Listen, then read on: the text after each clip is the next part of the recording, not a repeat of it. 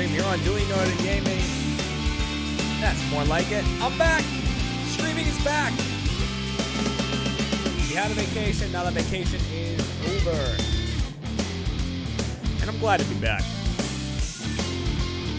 How are all you guys doing? Shout out to Please Try My Oats. Welcome to the Monster Rally. Thank you for rolling on in. And Hagel's Muff 626. Welcome back for your third month of rolling with the rally. Thank you for rolling on in. I have all my alerts really low volume wise. Let me fix that. Boop. There we go. That's better. Oh, that's at 32? All right. Well, let's make subscriptions a little louder then. A boob. More like it. That's more like it. All right, what do we got here? Utaku232. Welcome back for your 28th month of Rolling with the Rally. Commander Ravage.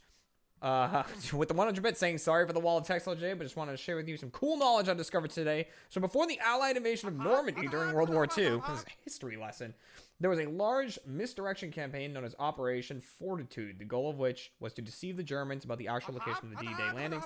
Anyway, one of the people involved in this operation was a double agent named, I actually know this, I can't pronounce that middle name. It's Juan Julio Garcia. Real name is hard to say, but the code name for the British was Garbo. Yep, Agent Garbo. We've heard actually a lot about Agent Garbo. We've gotten text about him before. It's pretty cool. Retro Revolutions Gaming. Welcome back for your 5th month of Rolling with the Rally. 5 months and happy to be a monster truck. Thanks for keeping me sane in a bad time. Well, thank you for watching, and I'm glad I can make you smile. Miss MJ, welcome back for your 11th month of Rolling with the Rally. I can't believe it's almost been a year. Damn. Hope you had a great vacation. Vacation was awesome. Saber Swan, welcome back for a year. Enjoy that gold monster coin. You deserve it. A whole year. Hope your vacation was great. It definitely was. I'll talk about it as I play. Library Child, welcome back for your 29th month. Thank you for being a long-time contributor. Hey, Jeremy, it's like 15 degrees here. Hope it's warmer where you are. It is. I think it's like 60s, which is it's like 50s or 60s. Verowich, welcome back for your 5th month of Rolling with the Rally. I was going to sleep, but Spyro. I mean, I know that feeling. Oh, man, you've told me to... Yeah, CY. Psy? You told me to call you or something like that? Welcome back for your 2nd month of Rolling with the Rally. I saw the name and panicked. Socko5, welcome back for your 19th month. Thank you for being a long-time contributor to the stream. Beltira Belkira, that's it. Welcome back for your 3rd month of Rolling with the Rally. Enjoy that bronze monster coin. Another month gone by. Tim1151, welcome back for your 23rd month. Long-time contributor right there. Dang, almost 2 years. Getting close. Lil J Will 11, welcome back for your 4th month. Various Rodents, welcome back for your 6th month. Enjoy that silver monster coin. Anime Neko 995, welcome to the Monster Rally. Thank you for rolling on in. Salamanza, welcome back for your 3rd month. Enjoy that bronze monster coin. You deserve it. 3 months, Lil J. Woo! Orbit, thank you for the 100 bits. More fun on Agent Garbo. He is a self-made spy. He tried to become a spy for the Allies, and they said no, so he did it anyway based on the news and reporting Germany. There you go. Shadow Silverstar, welcome back for your 16th month. Long-time contributor right there. Thank you very much. Welcome back, Jeremy. I hope you and Kat had a great Thanksgiving. We did, indeed. Black Fang 920 saying he's alive. I am. Thank you. The Dread Pirate Roberts, welcome back for your 22nd month. Thank you for being a long-time contributor. Noel in Noel, thank you for the 100 bits. Happy to see you again, Lil J. My birthday's next week, and it's also my last week of class early celebration. Well, best of luck to you. Hope it all goes well. And then finally... Oh, man. Okay, hold on. Kyra Livesky. That's still not going to happen. But thank you for the 245 bits. Flygony Do, welcome back for your 3rd month. Enjoy that bronze monster coin. And Hank the Tank 1287, welcome to the Monster Rally. Thank you for rolling on in. Orvid, Jeremy, something is wrong. You're not in Discord, even though you never actually talk. Yeah. I don't have Discord open right now. I don't know if I should. I don't know what that means, but yeah. All right. Oh. Whew. Hi, everybody. So yeah, I was also, I know people are going to be pointing it out, but my shirt is a fucking mess right now. Absolute mess. You can see, like, this is one of the new shirts that's coming out on Friday. We have a bunch of new merch that's hitting on Friday. This is one of the ones. I like this one. It's kind of American flaggy looking, but it's got like these black things and the Achievement Hunter star down here. It's like a reverse American flag, but whatever. I like it. I like the look of it. Oh, fucking Orvid. God damn it. But there was, a mishap today in the Achievement Hunter office involving several cans of silly string, and there were no survivors.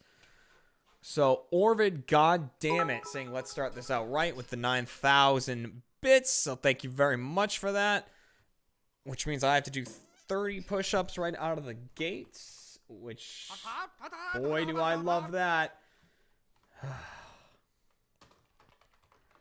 It is actually good, and I'll tell you why in just a second. Mel, thank you for the 1,500 bits. It's been a while since I've been able to do this. Well, thank you. I really appreciate it. And please, I mean, you're a mod. You already do enough work. Brianna Banana, welcome back for your 6th month of rolling the rally. Enjoy that silver monster coin. You deserve it. Half a year. Holy shit. Just finished watching a compilation view from On the Spot, and I died. Hope your day is going good. It is. Thank you. Noel and Noel, can you ban Orvid? I can consider it. Very Sad Cats, welcome to the Monster Rally. Thank you for rolling on in. And then Noel and Noel saying, Oni, not Orvid. They keep calling me Noe.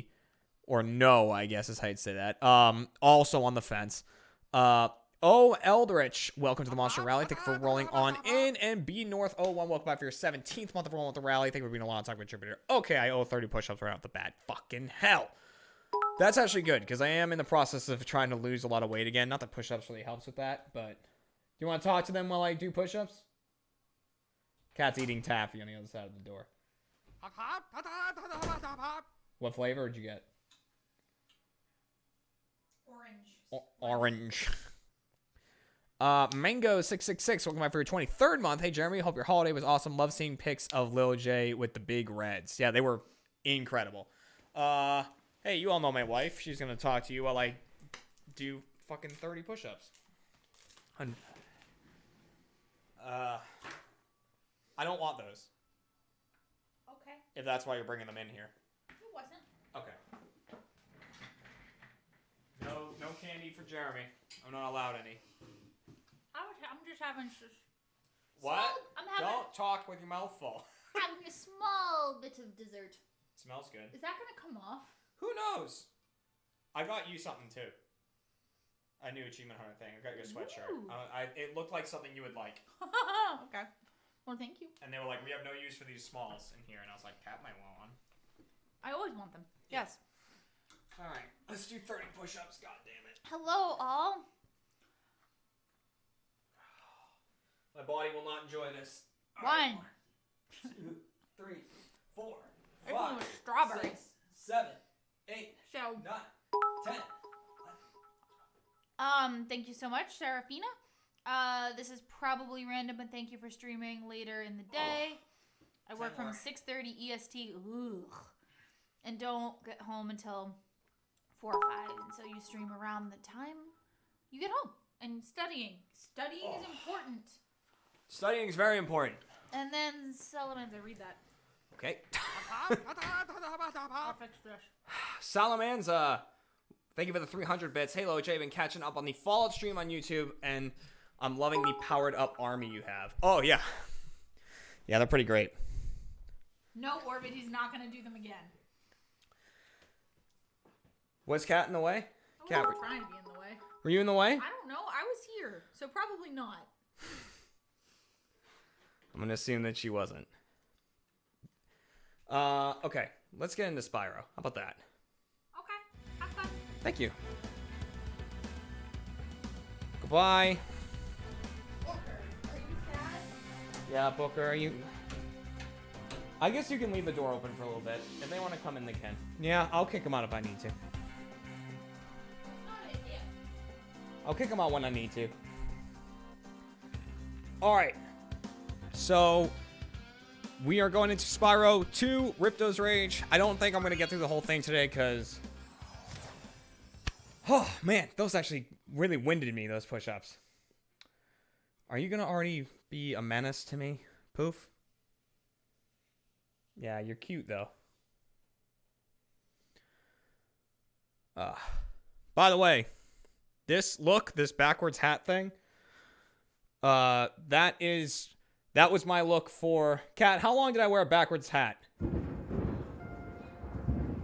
Yeah, but how many years? Ever gonna stop?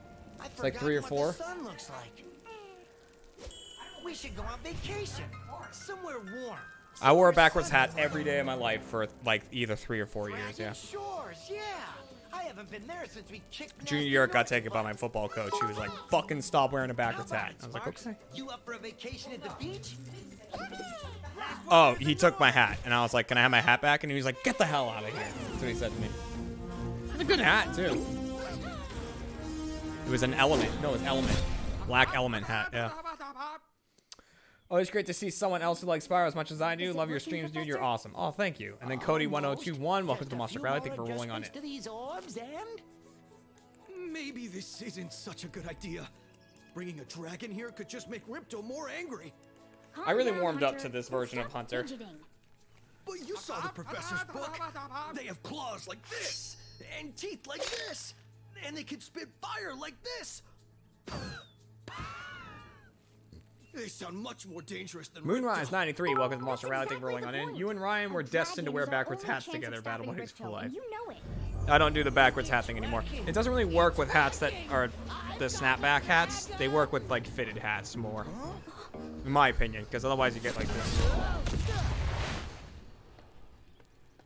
whoa, rough landing. Hi, which way's Yeah, bring in the stuff. Bring it all in here, please. Hey, stop staring. Haven't you guys ever seen a dragon before? You're a dragon? You got a problem with that pussycat? There's people who have taken a clip of Spyro saying that, and they just cut it off before he says cat, so it's literally Spyro popping in a frame and going, "You got a problem with that, pussy?" And I love it. Were you Yes, trying to keep this something one from is me? like that. If you want it. I don't know if it's your style. A dragon? You This is brought new. a Check it out. dragon to Avalar? I'll show you after this hate cutscene. Dragons. Yeah! Okay. Crush! Kill it! Kill it! Gulp is like really scary, actually. Go, you imbecile! You ate my scepter! Because he's just trying to eat fairies I'll deal whole. with you later! Who was that jerk? That was Ripto, and we have to get rid of him. He's causing all sorts of trouble around here, but I haven't got time to explain. Here, take this magic guide to Avalar. It'll help you begin to understand our Just kind worlds. of throw now, you into this. I have to follow Ripto and see what he's up to. I'll meet you in Summer Forest, okay? Hey, wait a minute. How do we get ourselves into these messes, pal? Buzz.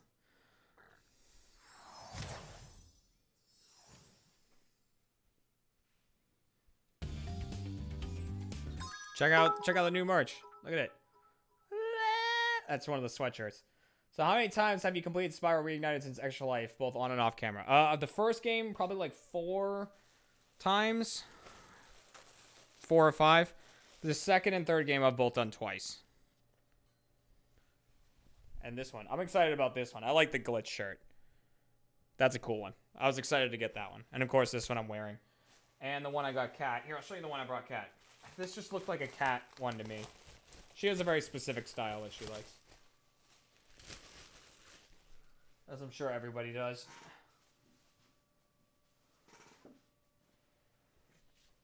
There we go. Pretty just like standard. Just bloop bloop. Look at that one for Cat. There's some really cool ones actually. There's like a button down. I think there's a button down salt shirt. So I'm looking forward to that. Zipper, that's Cat's. You can't use that as a bed.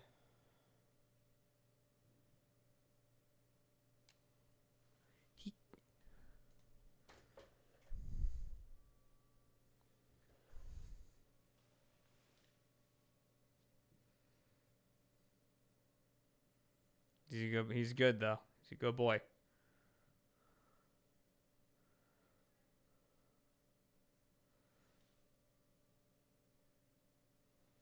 He's just sniffing around. You can make him curl his upper lip. If you like touch him right there, he goes like. "Arr." Tim Higgs won. Welcome back for your 19th month of rolling with the rally. All right, that's enough. That's enough cat petting for now. Orvid, welcome back for your 19th month of rolling with the rally. Because of course my sub notification will come up after the onslaught. Yep. Are you just, what are you doing? I'm trying to figure out what he's doing. If he's planning on jumping on me or if he's just gonna sit on that. What's your goal here, man? Do you want this? Do you want to sit on me? That used to be my pickup line, by the way. Okay, he's gone. All right. Let's do this. Oh shit, I'm still yellow. Fuck me.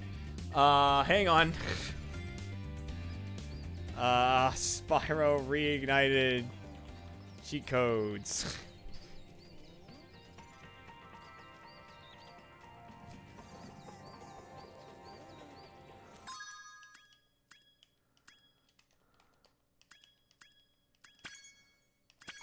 There we go.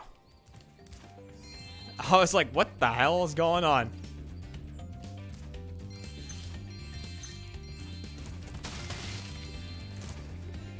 Hi, Spyro. Welcome to Glimmer. Cat, what's wrong, babe? Mob of lizards just showed up and started stealing all of our gems. Can you stop them? There's an Elder Scrolls loot crate and Cat just, I heard her in the other room go, oh no!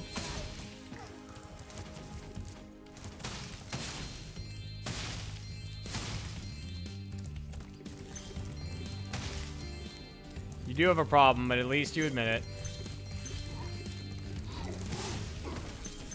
So we're gonna try and go.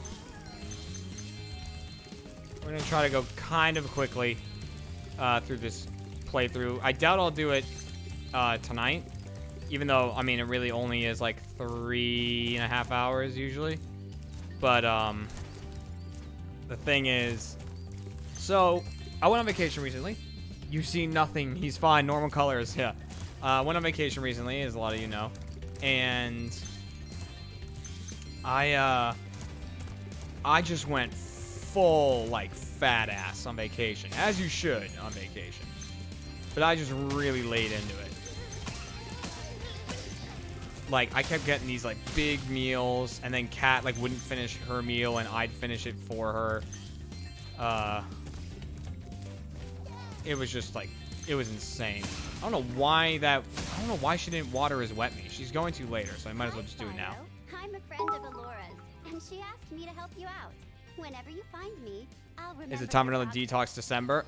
Sort of. I'm not going as crazy as I did last December, but I am kind of doing that. So I cut out soda of any kind, which actually really backfired on me because I went from drinking like 2 to 3 energy drinks a day to none. Oh, You must God. be the dragon everyone's talking about. Fucking money bag. Dragon or not, I'm afraid there is a small fee to open the bridge. It will cost you 100 of your gems to cross. Thank you, Mr. Dragon. Spyro, was it? Goddamn money bags. You can now use the bridge whenever you want, free of charge. I hope we meet again when you have even more gems. I'm going to Houston next weekend, and that's what I'm most excited about, is just gorging myself on great Texas food again. Oh, hell yeah. So, yeah, I might have to change my controller soon, too. The A button on this one is very, very, very sticky for some reason. But, yeah, so I went from drinking, like, literally my routine was every single day I showed up at Rooster Teeth, I'd walk over to stage 5, and I'd get 2 sugar-free Red Bulls and like a pack of Fig Newtons, and that was my breakfast. And then I drink both Red Bulls like within an hour, like at most. Spyro, thanks for helping us fight off Alpacalypse now. Welcome back to your 7th month of rolling with the rally. So then I just didn't drink any energy drinks for the past couple of days. And fucking hell, my body was not happy. Today we did a Red Dead Redemption stream. I don't know if anybody saw that stream, but like an Achievement Hunter, we streamed the online in Red Dead 2. And I was like laughing really hard in it because I was like, you know, hog tying Gavin and Trevor and throwing them off cliffs and stuff, and it was really funny. And after the stream, I just had to sit there with like my hands on my head because I had such a bad headache. Like I could barely see straight. My head hurt so bad. So on the way home, I grabbed a little sugar-free Red Bull and I drank that so the headache would go away. They're too fast for me. You can try using one of my rocks. It was brutal though. Nice shooting. Follow me to the next lizard. But yeah, so I'm doing that. I'm going light on alcohol. I don't think I need to completely cut it out like I did last year. I just kind of, because last year was like so miserable because like I went to a party at Trevor's house and I was like, no, like I can't have any drinks, like no beer, no nothing. I was like, it just sucks. Like, you know what I mean? Or like if I go out to dinner with Kat to be like, no, I'm not gonna get a beer. Like, so it's just like I'm not, you know, I'm just gonna not. I mean, there's not much I can cut because it's not like I drink very often. Like I drink on, can I just do this with jumping? I can. Yeah, fuck that. I drink on Off Topic, and then theater mode. That's when I drink.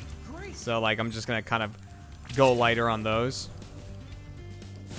Is my plan.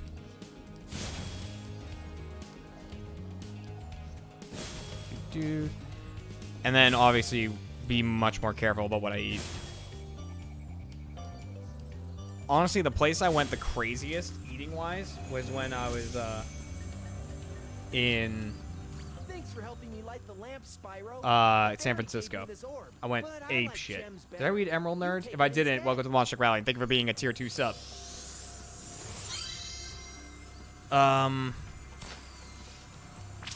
Kat and I got to San Francisco, which was a fucking long drive. Like, we drove from Portland to San Francisco on our vacation. So we went Portland to Eureka, California. That was the first leg of the trip. God damn it.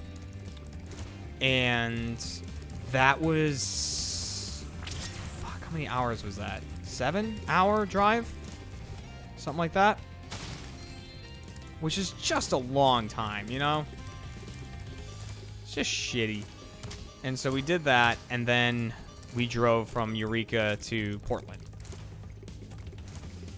And, I mean, Eureka to San Francisco. But, so we arrive in San Francisco, and...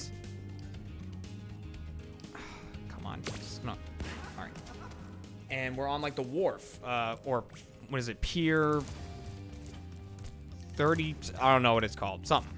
But we were on, like, the wharf. We were on the ocean. And Kat's like, you can get really good chowder here, you know? And I'm like, I'm from fucking Boston. I'll be the judge of that. And,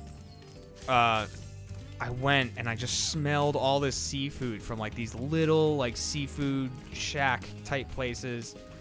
And I was like, I cannot control myself here. So instantly, like we went walking around and I was like, okay, we got to get some food. So I got a basket of fried squid, so calamari, and fried shrimp. Just wolfed that entire basket down. Then... like we walked to like the Hard Rock Cafe, we got some drinks, you know, like sat at the bar, had some drinks, and then I fucking got a bread bowl full of clam chowder. Oh, you piece of shit. And I ate all the chowder and like 70% of that bread bowl. Oh, I could have done it there. He's gonna run, he's gonna run.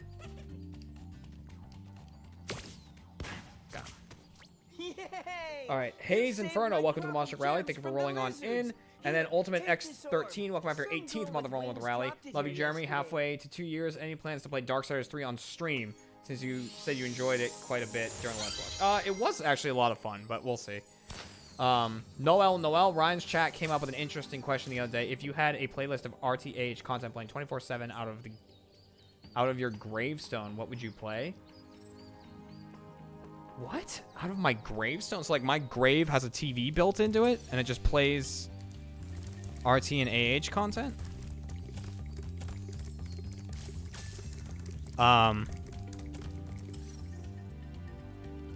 if that's what you mean, then it would only play Achievement Haunter episodes, and the caption on the gravestone would be like, I might. That's what it would say. There were a lot of peers in San Francisco. Piers something or another isn't helpful. Cat said 39.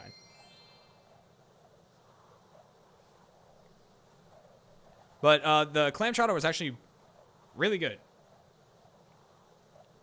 I still think New England clam chowder is better. But it was good. It was really good.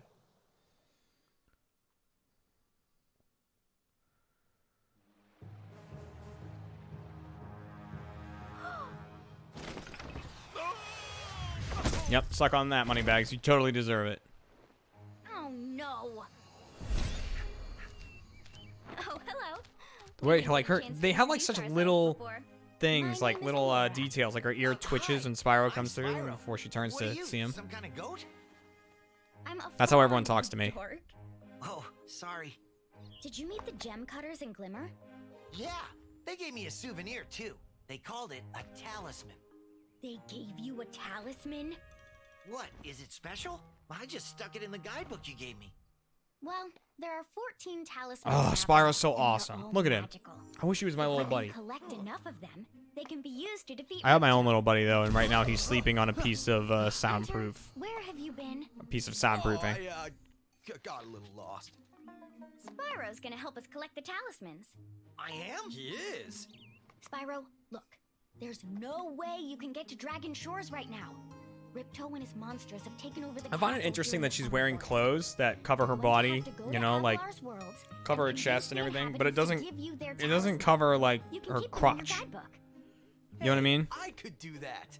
Why doesn't the dragon just torch Ripto?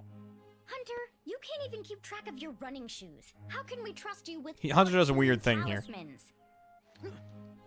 If you come across any orbs, they're important too. Like, I don't know what But I'll that tell you reaction's about them supposed to later. be necessarily. Okay, no problem.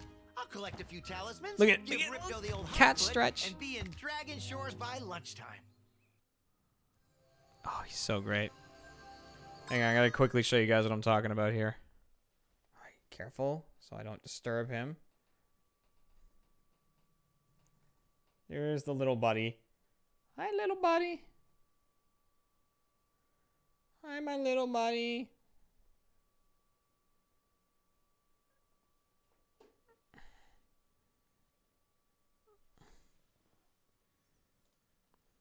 That's my little... Yeah, he's looking at me now. He's like, what? Hey, poof. Back to sleep. All right. Yeah, so let's see. What's going on? What can we talk about? Let me talk a little bit more about my trip, if that's cool with you guys. So Kat and I flew into Portland, and by the way, I met a ton of really good fans. Like in Portland and San Francisco. And, you know, between, there's just a lot of great people. This is kind of dick-shaped. Hang on a second. Look at this platform and portal.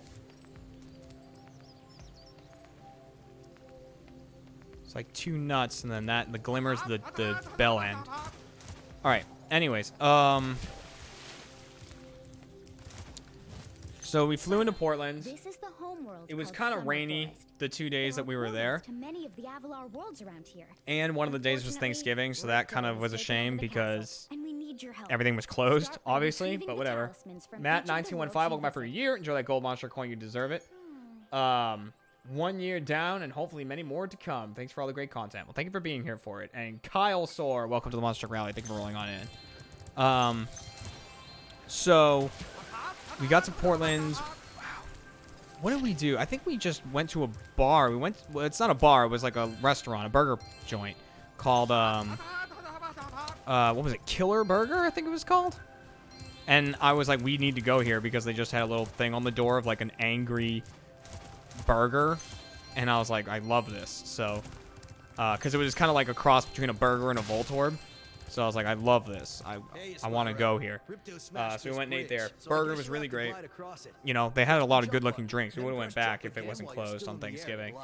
And for some reason, on the TV, like at the bar, right over where Kat and I were sitting, there were just on the TV was just a full play of Portal 2. It was just like someone going through all of Portal 2 that like knew exactly what they were doing. So it wasn't like a speed run or anything, but it was someone who you know, knew how to solve every puzzle and stuff. So that was fun.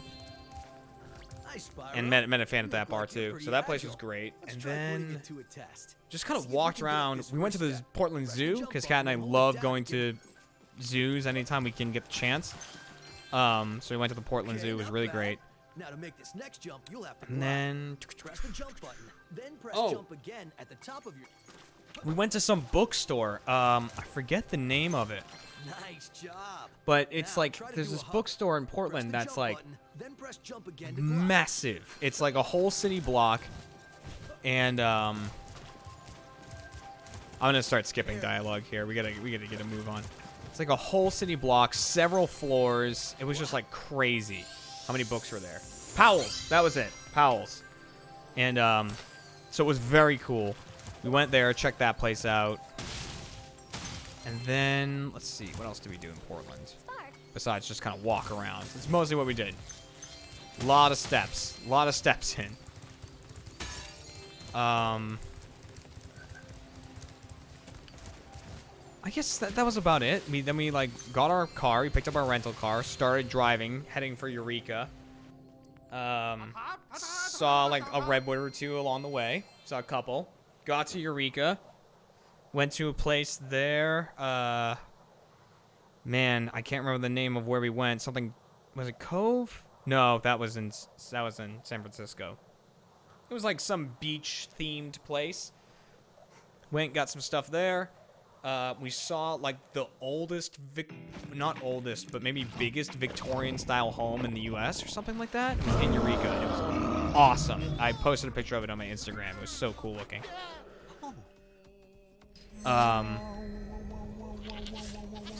So we saw that. Then we drove through the Avenue of the Giants, I believe it's called, which is just redwoods everywhere. Like, it was insane. So Kat and I drove through that. We kept seeing the redwoods. We stopped, like, and did a walking trail at one point. We saw this one redwood tree that was, I think they just call it the tall tree.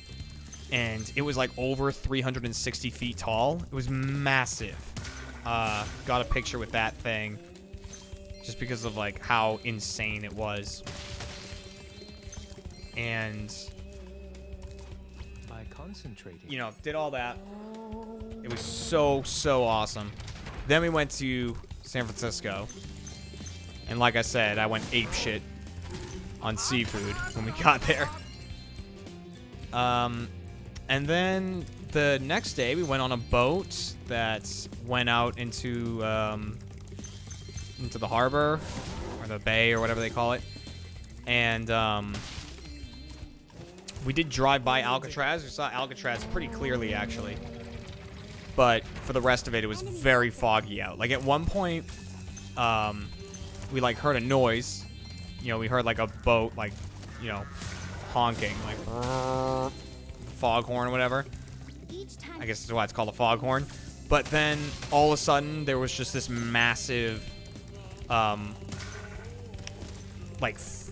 are they, like freight liner, I want to say. I don't think that's the right word, but the thing that has all the like the shipping cars on it, like giant fucking boat, like just came out of nowhere. It was like very close to us before we could see it. And then at another point, like right after that, we heard another one. We heard container ship. Maybe that's what I'm trying to think of. But, you know, we heard another one. I'm going, oh, there's another boat coming. And we're like watching. We're looking in the direction that we're hearing the sound. We're waiting for it. And then I see something come into view. And I'm like, oh, there it is. There's the boat. Like, wow, it's really big. And then I'm like, oh, that's the bridge. Like, we were right on it before I realized that it was the fucking Golden Gate Bridge. Like, it was right on us. Which was cool and it was scary at the same time. Oh, yeah. Cargo ship's another one, yeah. Right. Gingernator27, welcome back for your 5th month of Rolling with the Rally. Kyle Oburn, welcome back for your 4th month. Jeremy, I've always been a pretty shy and quiet person / fan. Seeing a common love for this game has really brought me out of my comfort zone. Thank you. Oh, well, nice. I'm glad I could help. I was just guarding our sacred talisman to make sure the Yeti didn't eat it.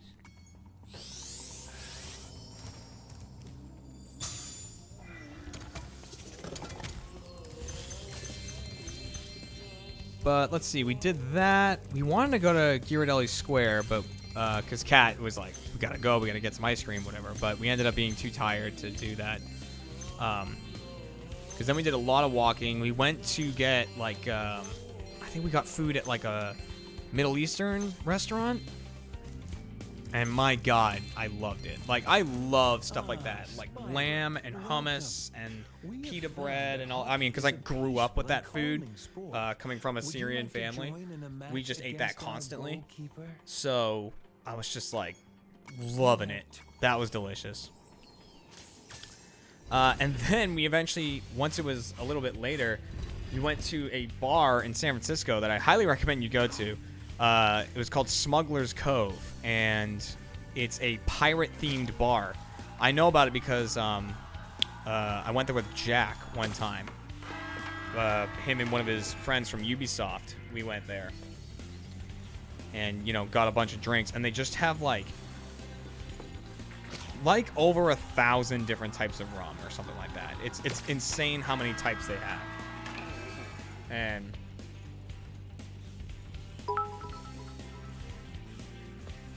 And it was just like so cool. So went there and had some drinks. And then like we went to another restaurant somewhere on the pier. Or I guess on the wharf, you could say. It was good. I missed a few subs. All right, I'll get to them. Sorry, I was probably concentrating on my story / the game. Well done. Have this. Let's see. I missed Spank 2011. Welcome back for your 29th month of Rolling with the Rally. Doesn't feel like it's been this long. Well, it has. Thank you. Black Cat 216. Welcome back for your 30th month of Rolling with the Rally. Thank you for being here for such a long time. Ravi NX Beauty. Welcome to the Monster Truck Rally. Thank you for being a tier 2 sub. I really appreciate that. You have access to the I Am Monster Truck emote. Sir Johnson 95, welcome back for your 3rd month of Rolling the Rally. Love the stream and everyone here. It makes studying for the GRE and unwinding after work so much better. Thanks. Well, thank you for showing up. Enjoy that bronze monster coin. Guns in Games, welcome to the Monster Rally. Thank you for rolling on in. Happy Chicken 666, welcome back for your 11th month of Rolling the Rally. Too bad Spyro doesn't play for the Bruins. I think I caught up. Well, I mean, it's not just Spyro, it's me controlling Spyro, so maybe I should play for the Bruins. Just kidding, I died. Wildcard 18, welcome to the Monster Rally. Thank you for rolling on in. Fucking Charo would use me as a toothpick. Whack.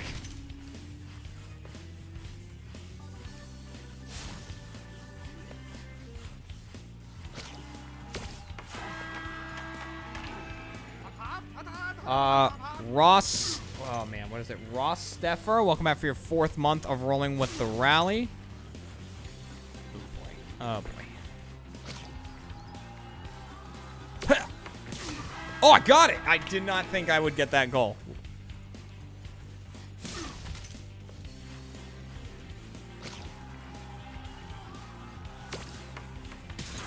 Ah! He fucking just clocked me.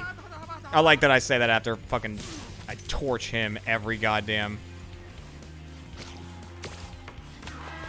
Man, you guys suck. He tried to hit me after the buzzer, too. That's illegal. Long shot! Got it. Well done. Yeah, so Ross Steffer, 4 months. 4 month subversary. Well done with Extra Life. Thank you so much. Appreciate that. And then Maggie Lillian, welcome back. Or welcome to the Monster Rally. Thank you for rolling on in. Oh. So yeah, anyways, after all that, now I'm really, I obviously gained a lot of weight. I mean, it's not just from the vacation. I was just eating like crap before that. So I am pulling out the stops to try and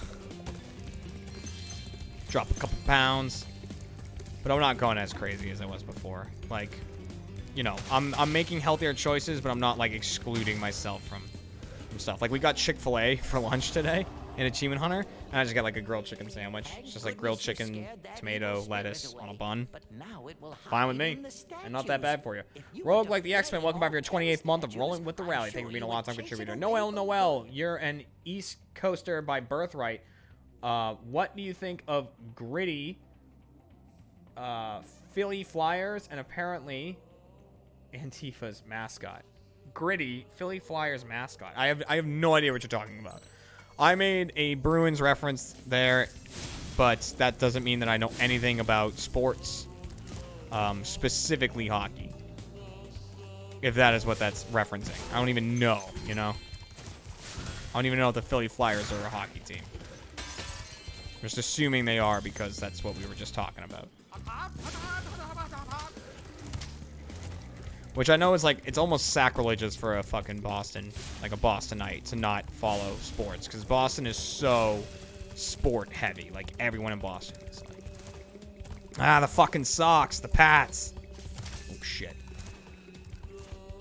The Bruins, the Bears.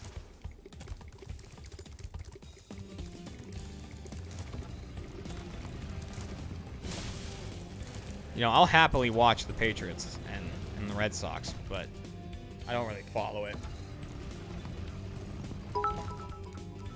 Marcus Wellner, welcome back for your 22nd month of Rolling with the Rally, saying Satan. Yeah, I watched that episode today of Achievement Hunter, if that's what you're referencing. I had heard about it because I wasn't in the episode. I'm not in 2 episodes this season, and it's actually the episode that's out today and the one that's out next week. So I'm not in the one today or the one next week. But I heard about the one today, like after they filmed it, and they were all telling me like how funny it was and how ridiculous it was, like the stuff they were trying to do in it, and it sounded so funny. So as soon as it came out, I watched it and I was just laughing because they're all just such freaks. I will obviously watch the next episode as well. You guys should all watch the episodes too if you haven't. And you're a first member, you should definitely see it. This gem right here is glitched. Sparks doesn't pick that gem up. You have to like physically go get it yourself. Just kind of irritating, and I'm missing some gems, which is also irritating. All right, where am I missing these gems from? I don't think I torched that statue up there. No, all right, that's the one I missed. Okay. Oh my god, if it's these 2 barrels again, I'm gonna fucking lose it. I miss him every time.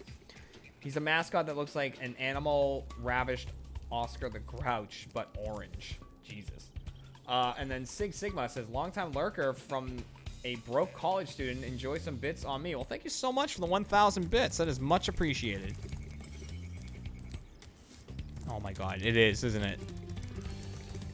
It's gonna be 2 barrels. Every time. Every time. I don't know why my brain can't remember that those are there.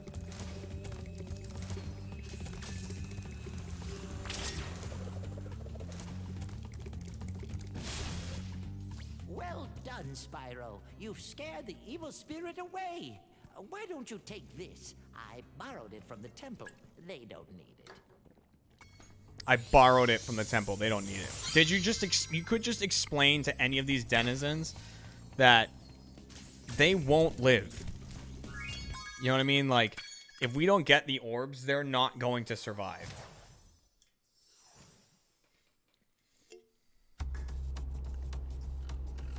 Time for more murder.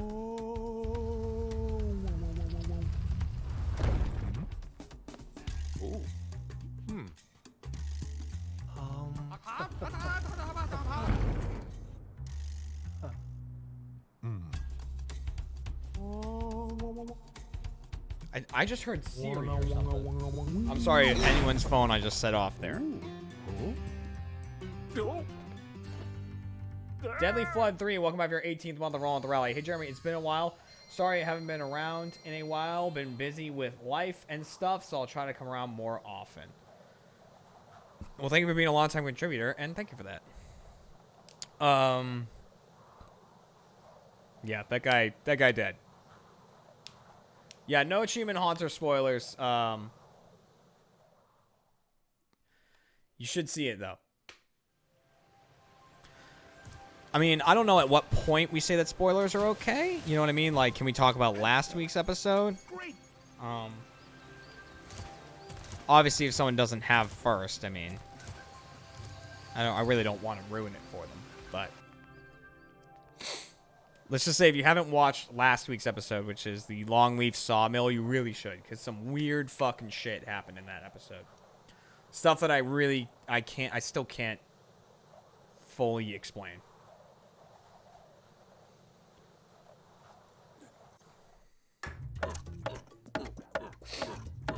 It was so weird that even though it was like 2 a.m. or so when it happened, I immediately called Kat. Like I called Kat and woke her up because I was like, I went into like, we had kind of this base camp type area, like this cabin. It was like also works as a museum.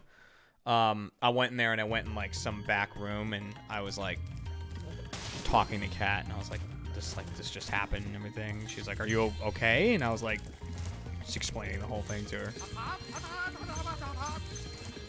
And then like I immediately like sent text messages to my parents and stuff.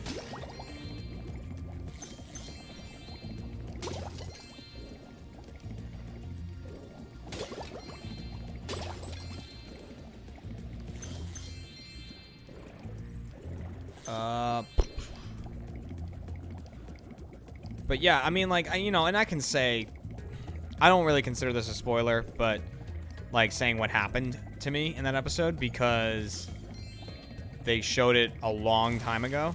It's been out for a very long time that this happened. We showed clips of it, as, like, teasers. But, yeah, this just randomly on our ghost hunt in the sawmill, I just had scratches on my back, like, at one point. So, we were specifically looking for a guy who worked at the sawmill named Deadman Stokes. Or that's what they called him anyways. So, Deadman Stokes. And, like, he was notorious for, like, pushing people into the machinery to kill them if he didn't like how they were doing their work and stuff.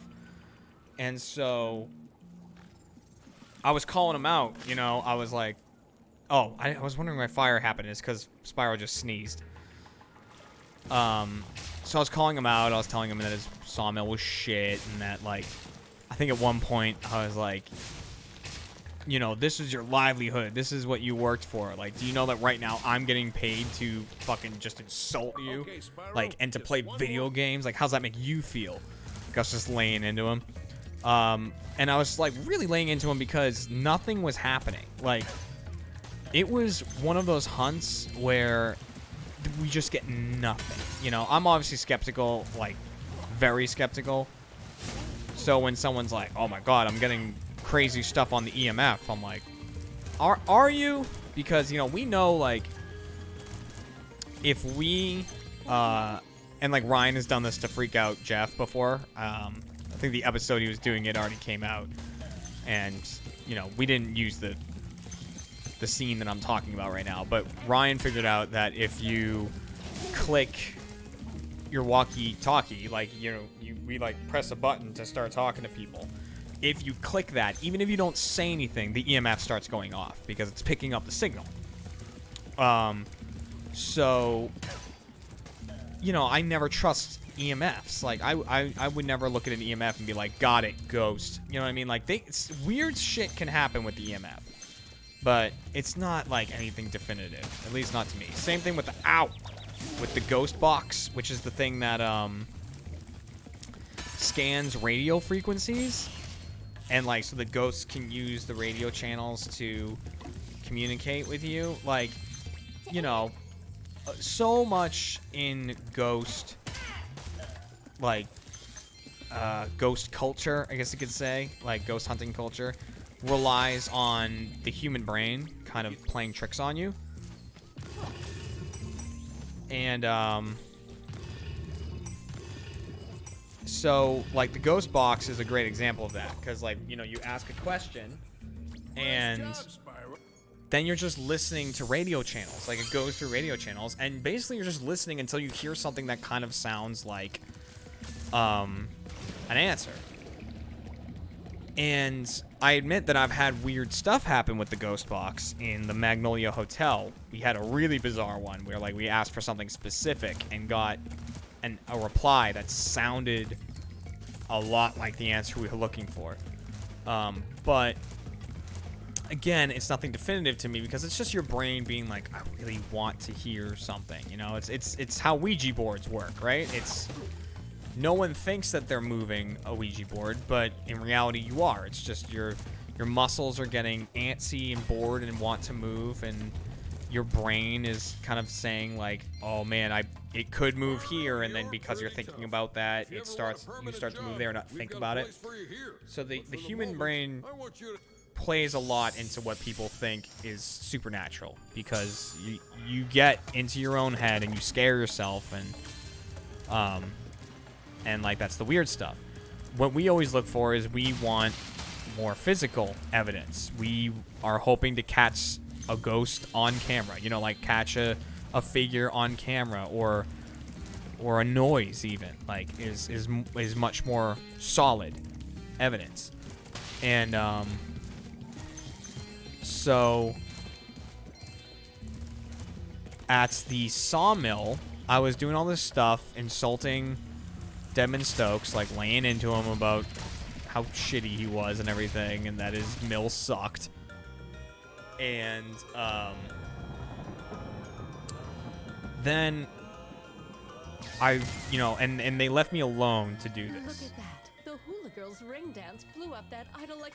So I like to be alone on these hunts because I feel like when there's absolutely no one around and the only sounds you can hear are the sounds of the place, you know, it makes it a bit easier to kind of listen for stuff and look for things like without distractions of other people. So I was left alone in the sawmill, and when I say alone, I mean alone. The sawmill is huge, like it's acres of land. And so Ryan was over by Skidder, which was a big piece of machinery they had there. It's like a crane. Ryan was over there. Jeff, Michael, and Gavin were all together because they were just investigating somewhere, and they were actually like starting to head over to get food, I think. Like they were starting to go get like their what they call lunch, even though it's, you know, 2 a.m. But they were heading over there. And so I left the place and I was going to see Daniel and Ryan. I was like, I'm going to go find them because we often have cameramen kind of around us in our vicinity, and which sometimes can get annoying because it's like we have to ignore them. What is Zipper yelling at? We have to kind of ignore them, and so, but in this particular instance, no one was near me. Like they decided not to leave any cameramen with me. Like the closest people were Daniel, Ryan, and I think they had maybe a camera guy and like a sound guy with them, and they were the closest to me, and they were like a ways down the train tracks into the woods. That's where the skidder was. So I was like totally by myself, and I start walking. Sorry, I'm done with this level, but I want to do something really quick. I start walking out of the machine shop where I was. I'm heading toward Ryan, and by the way, oh, it looks good on you, babe. Halfway through the my time alone in the machine shop, my flashlight started to die. So, and it is dark. Like, you know, you think you know how dark, like, darkness is until you've been in some of these places. It's insane. You, like, can't see your hand if you do this. So my flashlight started to die.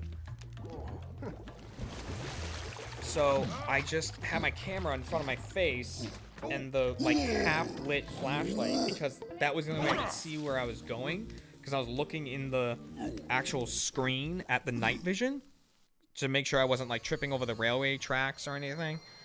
And they were specifically like, don't go in the grass. There's like a million different types of poisonous snakes that are gonna bite your ass. Like, do not go in the grass. Stay on the trail. And I'm like, okay, fuck that. So I was just like walking along, and then as I like started to pass by the end of the machine shop building, I just felt something. I felt something like push on me on my back, and it felt exactly like, and I've tried to explain this adequately, but it felt a lot like if someone was walking kind of perpendicular to me, like someone was walking behind me and like nudged me out of the way to walk like perpendicular to where I was going. So I'm going this way. It felt like someone was coming this way and like pushed me out of the way so they could keep going. And so in the episode, you can hear me in my footage say ow, but I'm not saying ow because something hurt. I'm saying ow because something hit me. That's just my reaction. Like, you know, even if something doesn't hurt, I say ow because it's, I don't know, it's kind of like in anticipation of something hurting me. And it's funny to say ow. So that's what I do. So I say ow in my footage, and I turn around, and they cut out in that moment like a lot of the pausing. Like, I don't go ow and then immediately call Jeff, which is what happens in the episode. There was kind of there was more downtime where I'm looking around. What's up from Rhode Island? Yo! I still wonder if the light Gav saw in the cemetery that one time early episode was from the crew camera. It might be, you know, but like it's really hard to tell. But yeah, so I felt like this push, and my first thought was, you know, there's crap everywhere. There was like chains hanging down from machinery along the tracks and all this stuff. I thought something might have like swung and hit me and moved me. So like I immediately start looking around, seeing like what bumped me, and there's like nothing near me. There's nothing even close to me. I'm like in the middle of a big open area, and I'm like, that was weird, you know, like, so I keep walking, and then like very shortly after, my back starts to like sting, and I'm like, okay, this might be something. Like, this is weird enough to be like, maybe something is going on. So you know, I called Jeff, and I'm kind of, you know, and you know, I'll let you in a little behind the scenes here. I didn't call Jeff right away. I called Daniel. Like, that's how freaked out I was. I was like, Daniel, where are you? Like, where are you guys? Like, because I wanted to find him and Ryan. And I'm like, and he's like, not near you. Like, you know, call Jeff. Like, did something? Are you okay? And I was like, I think so. Like, this weird thing just happened. He's like, call Jeff. Call Jeff. So then I called Jeff and Gavin and Michael. And I'm like, it feels like something pushed me, and now my back's starting to hurt. Ooh, come here, big guy. Oh. And they came over to me, and I'm like, my back's starting to hurt, and Gavin goes, can we see it? And like, not even occurring to me that like there might be something on my back. You know what I mean? Like, I was just like, something pushed me was the thing that I was like freaking out about. And then I lifted up my shirt, and like, that's my 100% genuine reaction in the episode, like, to seeing it when they show me the picture of it, and I'm like, holy shit, like, because I did not expect that to be on my back, and there was like 3 scratches. I think that there actually was a 4th one that we found a bit later that was like higher up, like still under my shirt. But so yeah, like, you know, obviously as like a skeptic, I kept looking at possibility. I don't still have the scars, but the marks were there for about like a week and a half. I had the marks on my back. like every day, like when I would go and take a shower, like I'd come out of the shower and go to Kat, and I'd be like, "Are they still there?" And she's like, "Yup, they're there, still there." But so the best thing I could figure, you know, because I always try to find rational explanations as to, ow, you motherfucker, as to why stuff like that happens. And so my thought is, you know, it was like 1,000,000 degrees. It was so hot out. And so I thought maybe, like just maybe, I got those scratches, they were already on my back, you know, from something. Like, who knows? I was taking off my backpack at the airport and something happened, or sat down weird on something, whatever, and I didn't notice, and I got scratched on my back. And then, because it's 1,000,000 degrees, I'm sweating, and that makes them sting. It makes them very red, you know? And I'm like, that would explain the scratches, you know, if I already had them. But I just can't, for the life of me, explain what pushed me, what felt like it pushed me. I know you want me to kill the gear grinders. I'm on it.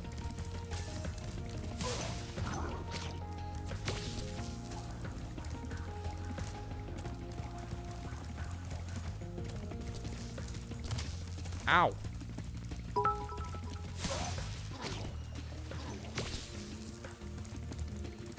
But yeah, so that was really weird. That was a very weird occurrence.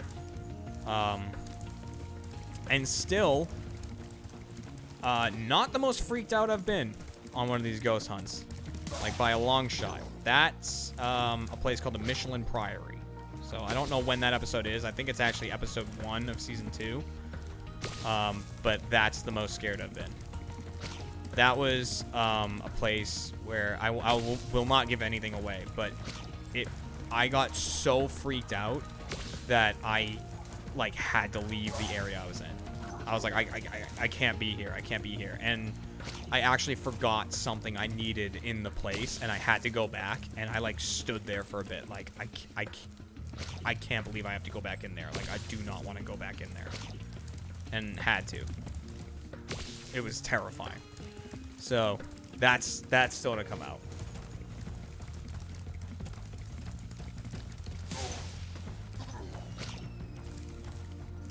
But yeah, I mean, the show's a lot of fun. Like, obviously it can get kind of scary. As a kid, I was very afraid of the dark. And but you know, like when you're a skeptic like me, it starts to get more difficult to be afraid of the dark, because you're like, I know that anything that's gonna scare me right now is just in my own head.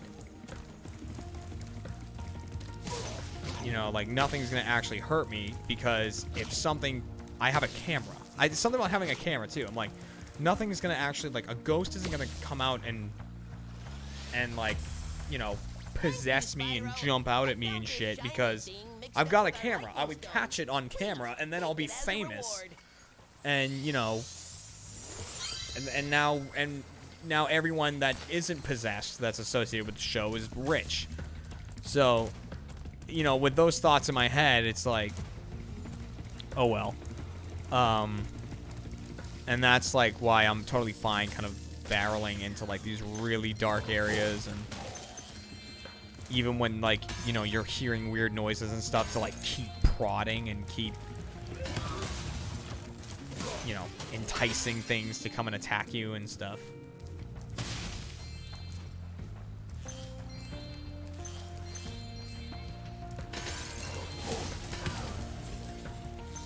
But yeah, it's definitely fun. I hope we get to film more. You know, there's definitely gonna be a season 2, and there's been no word on a season 3. I would love to do a season 3. I would love to do as many seasons of Achievement Hunter as we are allowed to do. Exterminate! Defeat every robot in the level. How dare they call Daleks robots? Or even make that connection. Are there any plans to come to Rochester, New York for Achievement Hunter? I have no idea, honestly. I think there's some down the pipeline for California, but I don't know where. And that's as far as I know.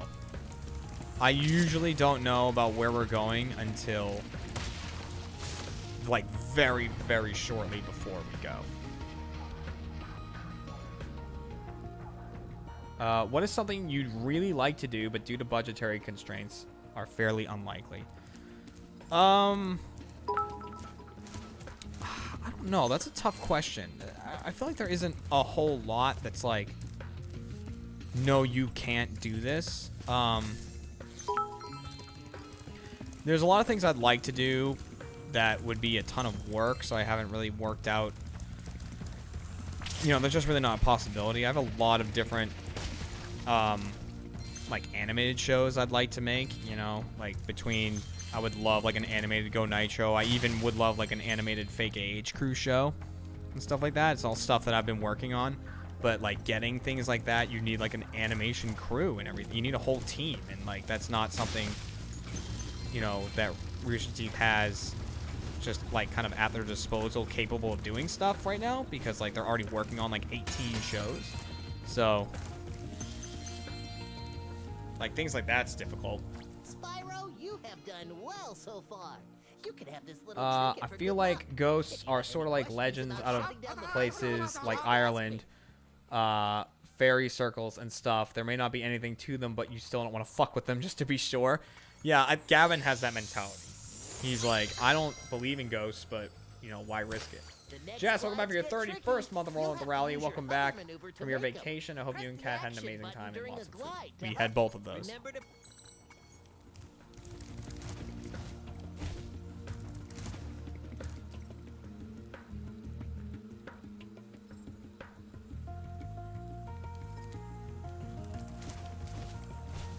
You know, and I'm, like, you know, like I said, I'm not a superstitious guy by any stretch of the imagination. I don't believe in any of that stuff. I don't believe in Bigfoot. I don't believe in Loch Ness Monster, ghosts, you know, any sort of religion or anything. I just don't believe in stuff like that. I need proof.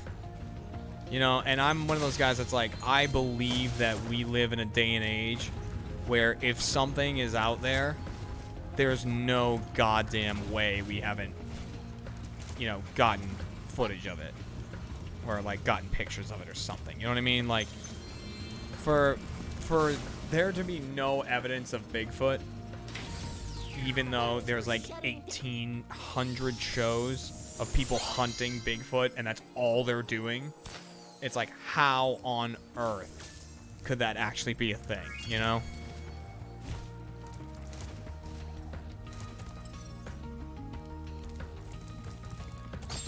But, you know, it's fun to believe, right? That's the beauty of it, right? It's really fun to believe that there's stuff out there that we don't know about, because learning about new things and new things being discovered is very enticing and very, like, rattling, and that's why people love it so much. You've So, deactivated all of the electric barriers. We've been guarding this talisman from the gear grinders. Please take it as a reward.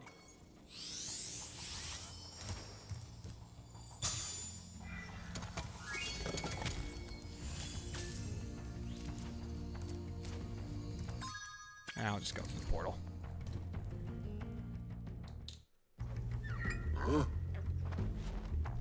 You don't believe in Bigfoot, but Bigfoot believes in you.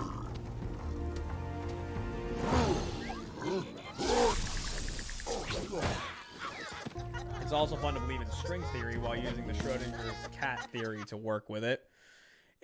Yeah, I mean, like, there's a lot of scientific things that, you know, when you get really, really small and like say the Big Bang Theory, right?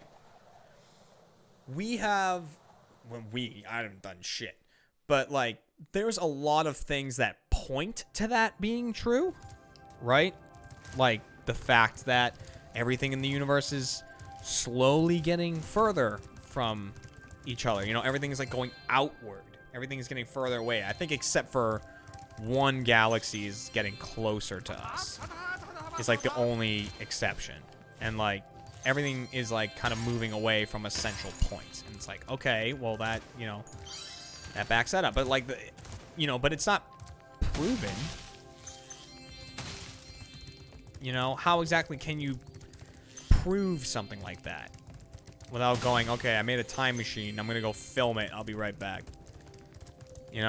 Say, Spyro, There's you always see going to this be wall here? exceptions. I bet you're dying to know what's on the other side. If only I had a few more gems, I might be able to remember how to lower the wall. Ah, yeah. No, I didn't say it's moving slower. It's moving slowly. Whoever says it's accelerating, not moving slower. No, like, stuff is going. It's not. I'm saying it's going, it probably isn't going slow, but when you look at stuff that's huge, you say glaciers move slowly, but it's like they move with the size that they are, and they move however many inches, like every, couple of days. It's like, oh, it's actually like this one's fucking cruising. It's like, yeah, by glacier standards.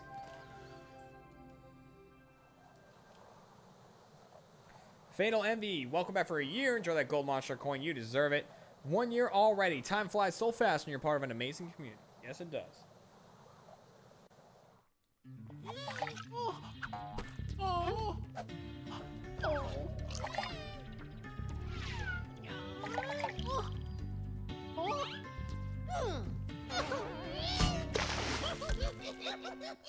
They made the seahorses so, like, cute and pathetic in this. Look at him. The funny-looking guys with the shock sticks have drained all our water.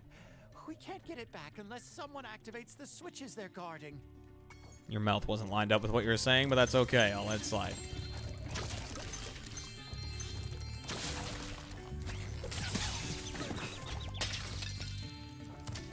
That was weird.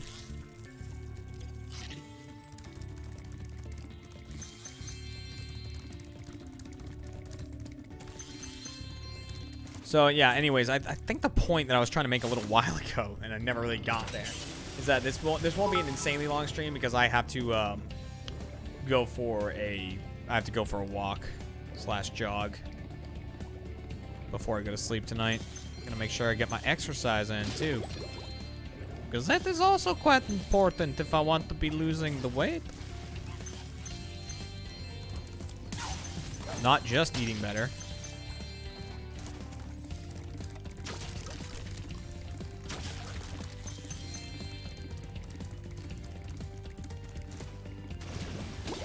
I'll tell you, one of the best, like, eating healthy kind of sucks because healthy food sucks, most of it. And I know people are like, well, wait a minute, what about, I love the taste of this. Shut up. It's not better than a fucking double quarter pounder. Get out of here.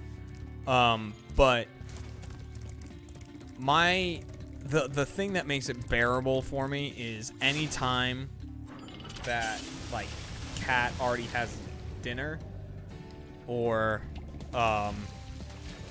is like, I just kind of want salad tonight or something, because that means that I can buy and cook fish, and god damn, it's good. Like, if I can cook a good piece of salmon, or tonight for dinner I got a fillet of rainbow trout, cook that up nice, so great.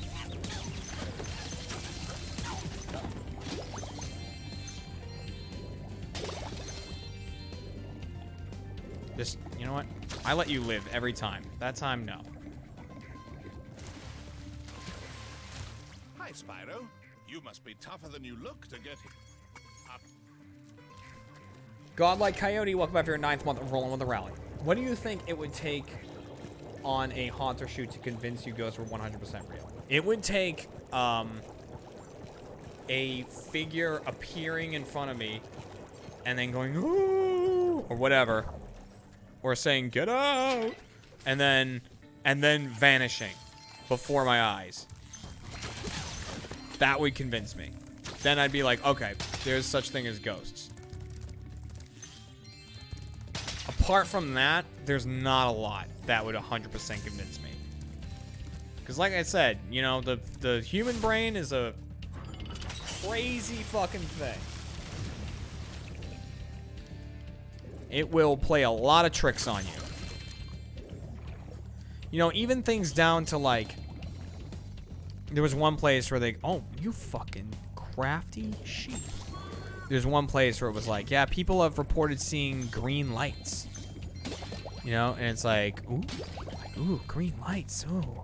But it's like, also, think... Where's the seahorse? Oh. It's like, also, but when your eyes... If you close your eyes for long enough, or if you're in a room that's pitch fucking black, right? Which is where we were. We were in the basement of a prison in these stone rooms. So there was no light whatsoever. Pitch black. When you close your eyes for long enough, or you, or you're in a pitch black room, your eyes get bored. They're like, I need to see something. Like, literally, it's what your eyes do. They're like, I can't not see anything. So you start to see kind of lights. And the first color you'll see is green. So it's like when people are like, I see green lights in this really dark place. It's like, yeah, no fucking shit. You know what I mean? Like, there's so much that can get explained away. So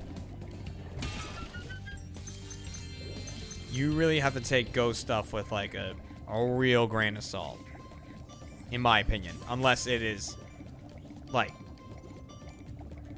it's like, yeah, look at that. That's a goddamn ghost. I mean, like, and I feel bad about that. Like, even if it's like, because I think even if Jeff came up to me and was like, holy crap, guys, like, I went into this other room and this ghost showed up and it said, hi, I'm a ghost, here's how I died, and then it vanished and showed me what hell looks like before it was gone, I would just be like, well, Jeff's finally lost it. You know what I mean? Like,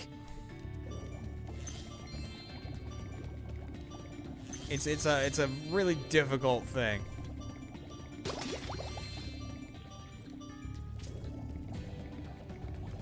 It's a difficult situation to be in.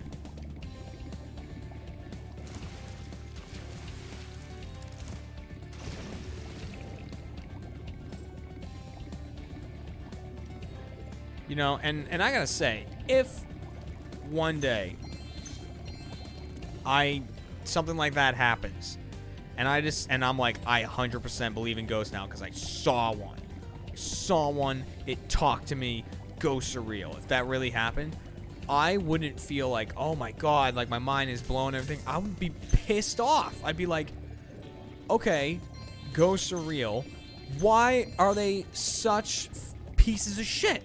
You know, like, why don't they just go, hey, what's up, all the time? Like, why are they fucking knocking cereal boxes off counters in haunted, you know what I mean? Like, or like, slamming a door in the next room, or, you know, all this shit that they do. Like, why are you assholes? Like, you know, if I died and I was a ghost, I'd be like, you know, they'd be like, okay, here's ghost protocol, right? It's like, this guy goes in this room. Well, you need to go to the room above him and start walking around so that he hears the footsteps. I'm like, no, how about I walk around in his room?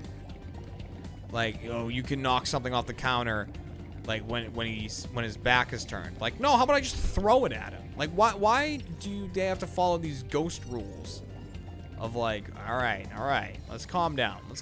We can't just like go like letting them know that we're here, you know? Like, they're not using a fucking time turner. They're not like, oh, you can't see them or shit's gonna get messed up. It's like, no, fuck you. Like, just say hi. I've been trying to tame my new pet It's just manta ray, ridiculous. but he just won't obey me.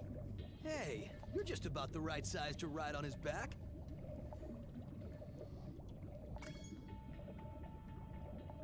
Great.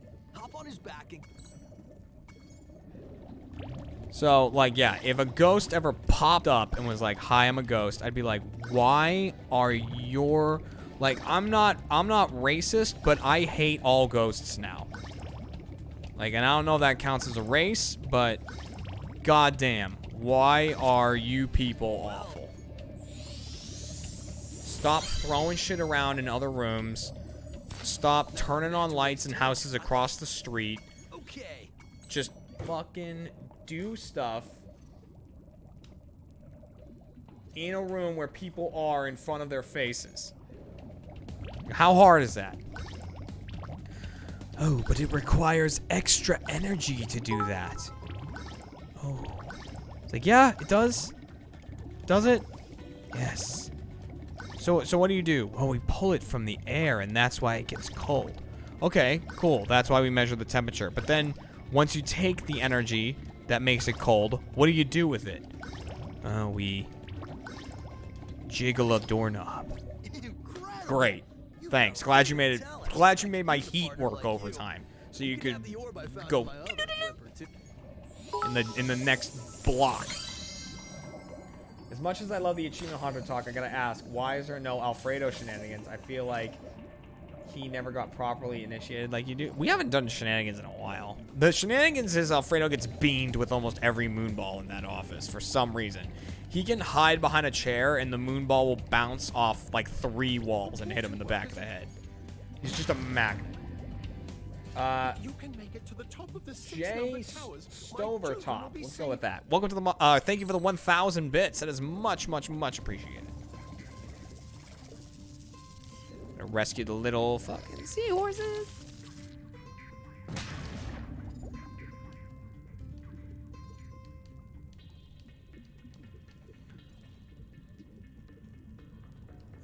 Okay.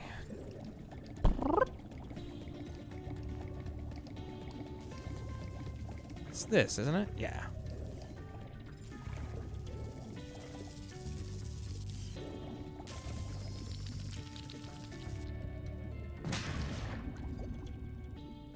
Alfredo shenanigans says he had to play Minecraft. He enjoyed it. I think he enjoyed it when he eventually played Minecraft.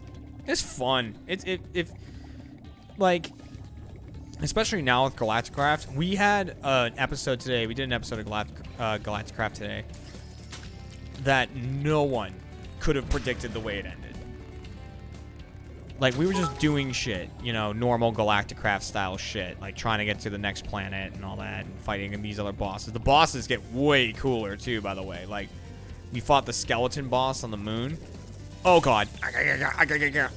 Oh, I didn't realize there was another one. Like, we fought the skeleton. The bosses get way cooler. Like, the Mars boss is awesome. But so we were like doing regular Galacticraft shit, and then I was looking something up because like I found something and I was like, oh, I want to know how to use this, and then by looking it up I discovered something else in the game, showed it to everyone, and then the whole episode derailed and just like it got fucking stupid. Oh, thank you. Anyone told you that it is relaxing to listen to you tell a story? Oh, thank you. Glad you think so. Blah. That's a serious blah right there. Oh, okay, I gotta go this way. I didn't know what I was looking at. I was like, where are those again? Human brains are in fucking sane. Case in point, acquired savants. A few people in the world have gotten head injuries that enable them to use abilities they've never had before. That's, yeah, like shit like that's really cool. One of the most intriguing things to me, and I think it's so intriguing to me because it's basically impossible to imagine for someone not in that situation. But there's this disease, or not a disease, but like kind of a mental thing. I don't even want to say disorder, but I mean, I guess it kind of is. Called synesthesia. If you haven't heard of it, you should really look into it because it's just the craziest thing, and so hard to imagine. And it's when your senses get like crisscrossed in your brain.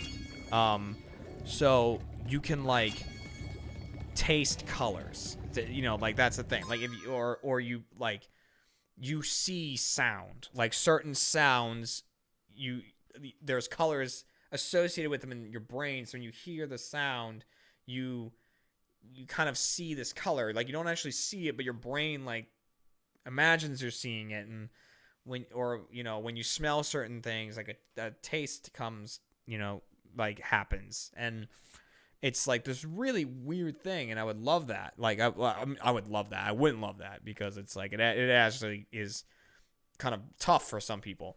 But like to be able to experience it, like, seems so weird to me. Jousef, welcome back for your 25th month of Rolling with the Rally. 25 months and still going. Any news of more theater mode or theater mode aux? Yes.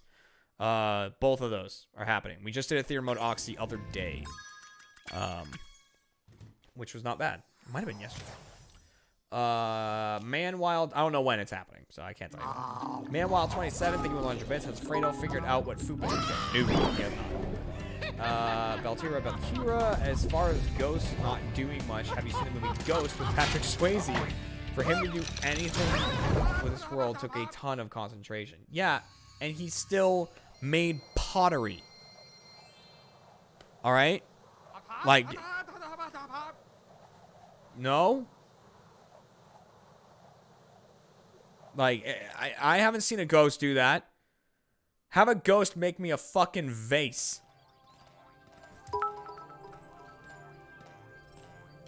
And then I'll be like, got it. That's a ghost.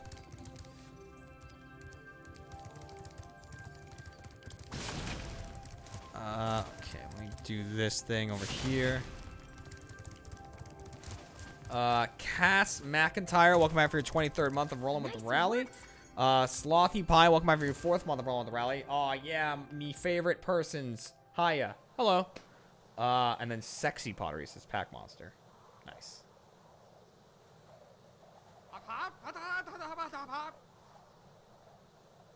Logistics Dreams, welcome back for your 5th month of Rolling with the Rally. So glad you are streaming today. Had a bad day at work, so happy to end it watching you play one of my favorite childhood games. Nice.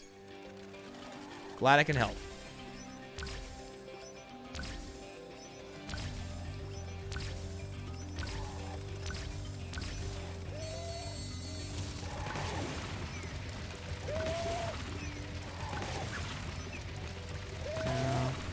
Down, down, down, down, down, down, down, down, down, down, down, down, down, burning all the boats, sending these guys to their watery grave. No one can save them now. I missed 2 of them because I wasn't paying attention. Thank you. And dead.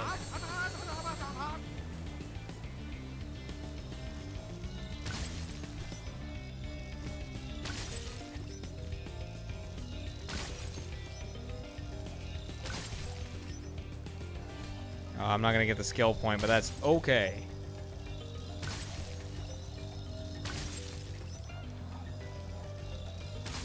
Got close.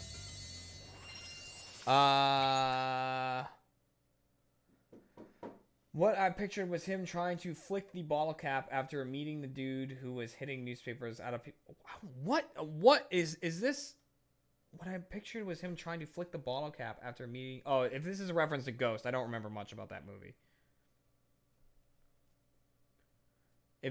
I'm sorry if that's a Ghost reference. I just have I knew the pottery scene.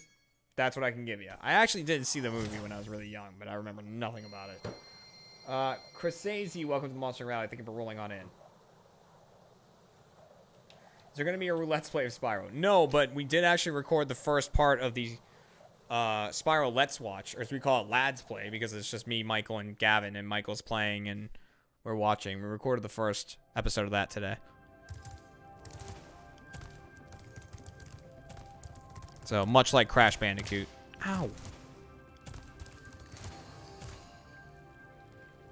Ugh. Did you ever figure out the flip trick with those gates? Yeah, that was in Spyro 1, and it wasn't the gates. It was actually, like, the train track. You had to flip around it.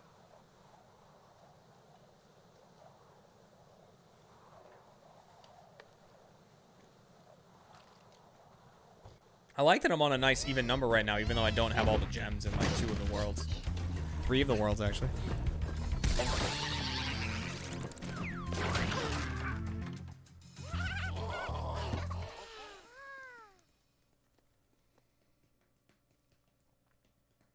Michael's gonna play and he's gonna have his own personal guide, Jeremy. I help Michael out sometimes. Like, I try not to say anything. like so that he can figure it out. And I know Michael's like really good at those kinds of games, and he's also a perfectionist. Like, we did the first world, we did the Artisan's World, and he like got all the gems and everything. Like, god damn it! I don't know why I didn't jump over that.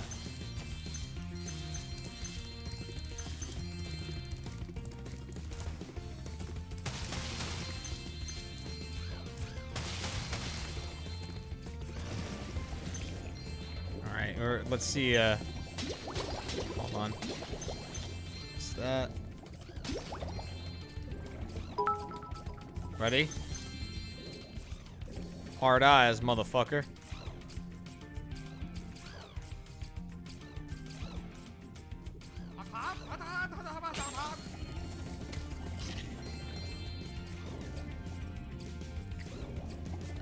Two different developers pointed out that starfish, like how much they love it. God, the eyebrows on these ducks too. Look at them. Also the double chins. Excuse the fuck out of me.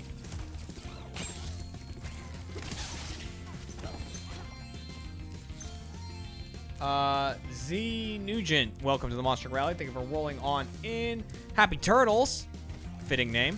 Welcome to the Monster Rally. Thank you for rolling on in. Happy to have you here. Noah Noel, have you jumped on top of one of the spinny chests? You have to flame as it spins. It's very cute. Yes. Those are only in the first game. But, yes, I did do that.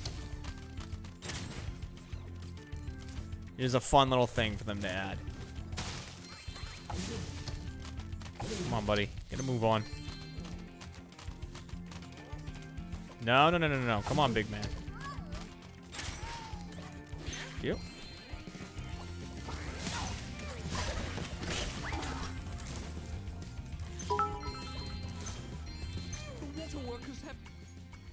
Yeah. I'll be back. Need 11 enemies before I can do that. Or I need to have killed 11 enemies, basically, before I can do that mission.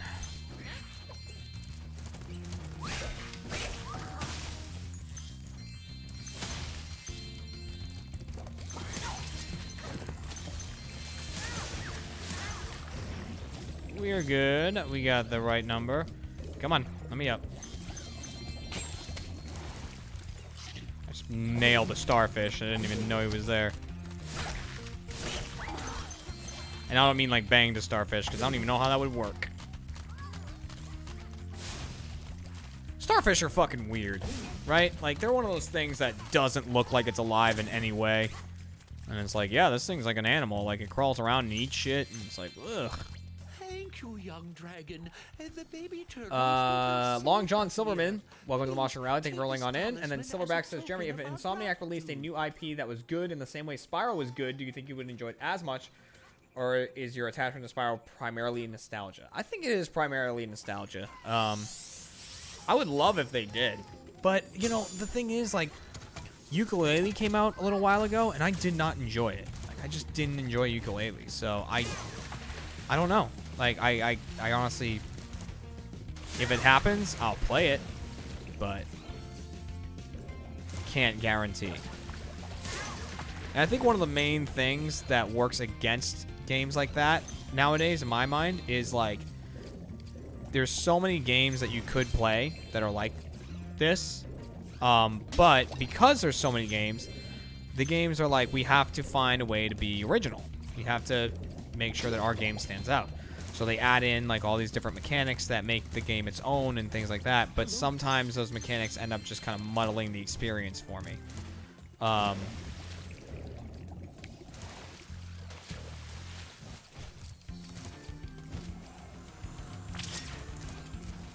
And I don't know. Yeah, I'm sure like I'm biased towards Spyro, obviously. And like something about Spyro, even though it is like a massive collection game, it just doesn't feel grindy to me. Which is like the #1 killer of games for me, is when a game feels really grindy. Like, I'll do it, I'll do the grind, but it really tires you out fast. You know, like Destiny, like I played the shit out of Destiny 1. And I played a good amount of Destiny 2. But it just got, you know, it was just like a fucking slog. Like, it was just like, oh, like, I'm still playing. I'm still doing the same things. Just trying to get slightly better stuff.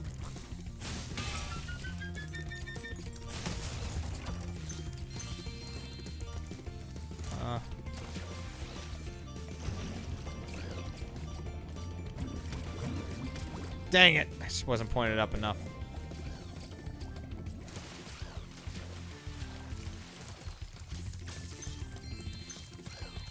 Oops. But anyways, yeah, you know, I would never also use me as a barometer for what games are good and what aren't. I have very specific tastes, you know, like, you know, everyone Can I help you? Are you hungry? Did Cat not feed you? Sorry, Booker is just yelling at me. Like, everyone loves Red Dead, and it's a fantastic game. I just didn't like it.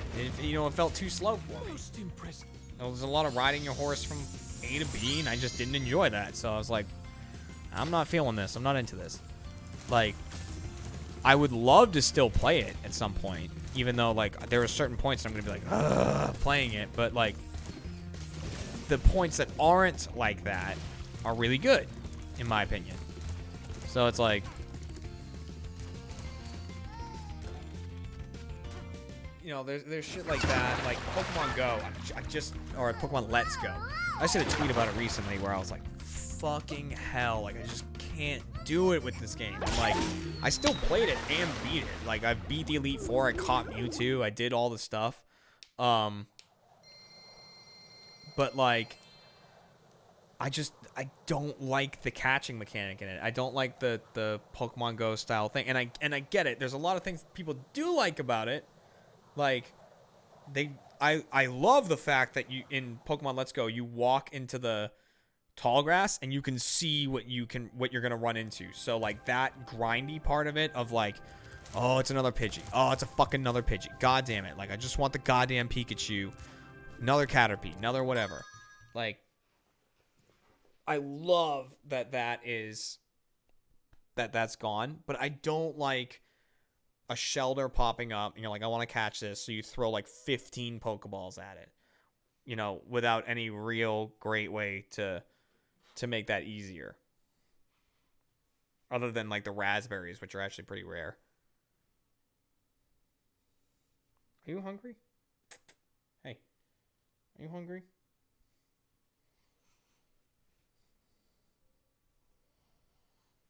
Can you purr into the microphone? You can, like, squeeze purrs out of them.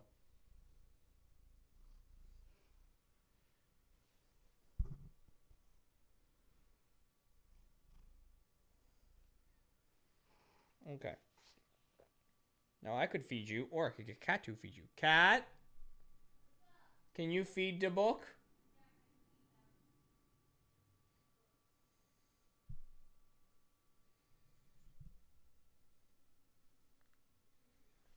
Ah.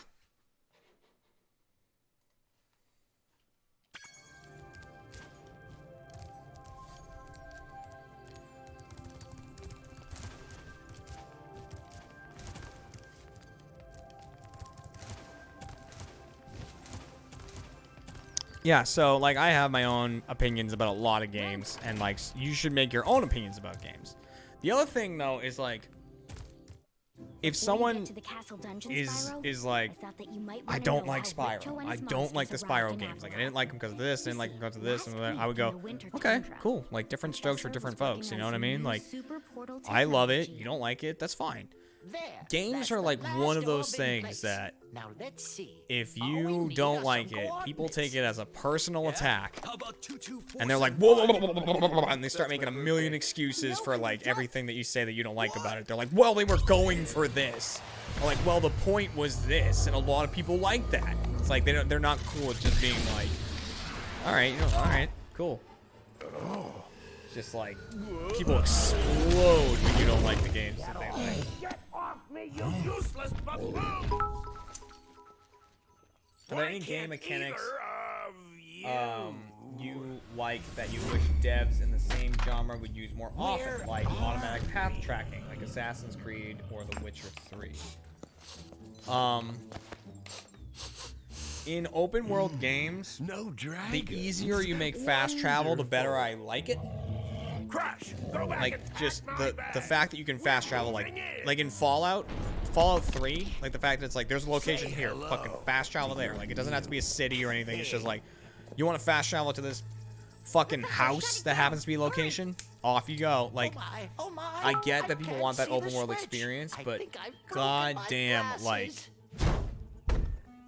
it, like playing a game, you're like, I played this game for 70, 80 hours. It's like, that's great. As long as like 50 of it wasn't walking from location to location. You know what I mean? I wish that more open world games did that more. Like, if that was a thing in Red Dead 2, right now, I would not be able to stop playing it. If you could just go, I want to go here. Like, if you were just in the middle of wherever, and you were like, you know what? I kind of want to go over to that Hunter, town. why didn't you chase him? Yeah. I Speaking of would've Fallout, gone did you see after Angry him, Joe's but review of Fallout 76? didn't I'm he sure say it was something about not brutal. liking I mean, the game is not great. Professor, I mean, I had could fun we catch playing a it dragon to because it help was us? just like walk around, shoot. It was Yes, just kind of yes, a I like think so. relaxing, like We'll walk need a around, world shoot that stuff, has an and alignment discover much better suited things, to do some intercepting missions one of here these and there. creatures. But I mean, How it's about broken. It's a demo? broken game, and it's not great. You know, but I still had fun. I can have fun in like bad games. That's fine. I wouldn't say it's bad. It just needs refinement. Slunky McGee, welcome back for your 13th month of Rolling the Rally. If you could swap voices with a fellow achievement hunter for a week, would you, and who would you swap with? I would, and I'd swap with Lindsay. Ow. Wow, that was immediate. That was really bad of me. And I would do that just specifically so that I can do Ruby's voice.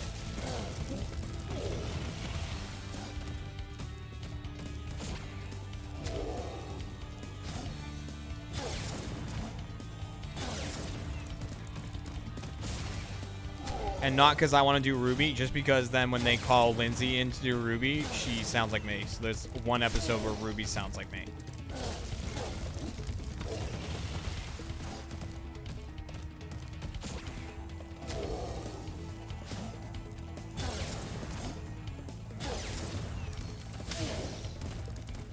So they didn't fix this, huh? Damn.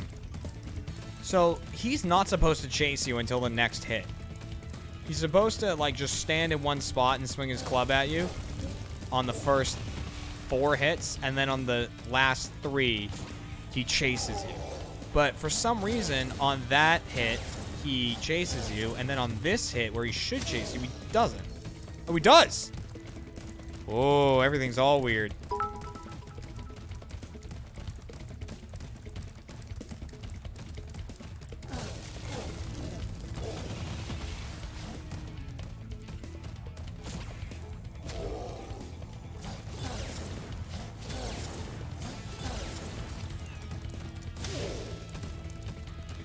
Get away! The way he fucking waddles. Look at him.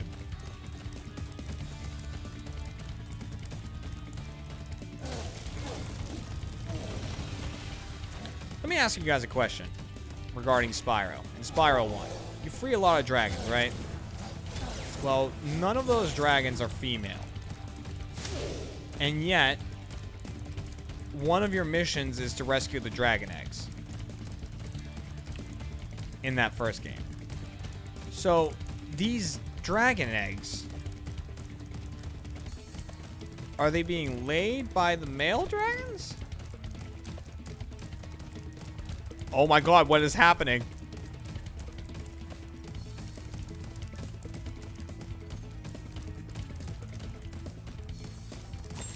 Nope, and then I kill the fodder. I didn't get the achievement there. No! Crash! You get an achievement for not killing the fodder, and that You one may kind of have got been in front of able me. to defeat that simpleton, but golf will be more than a match for you. Bring it on, Shorty. Golf, come here now. Destroy him and make sure it's painful. It's a queen of the dragons that managed to escape, so you don't have to save. Ah, all right, that explains it. So long, dragon. What a wuss.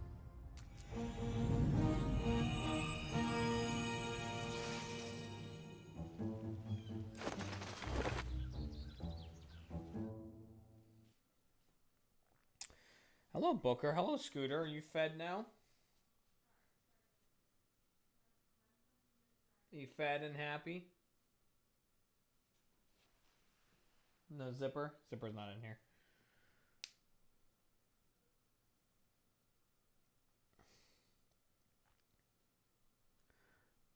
Gulp wrecked me hard as a kid. Gulp is fucking tough in this game. Speaking of dragons, how's that gift from the bad dragon doing in the office? The one you mentioned on your Fallout 76 stream. It's doing fine. I stuck it back to the board today. What she's talking about too is someone sent me a giant dragon dildo that's purple and orange. I said I was going to show it on Awu. Well, we haven't recorded Awu this week, so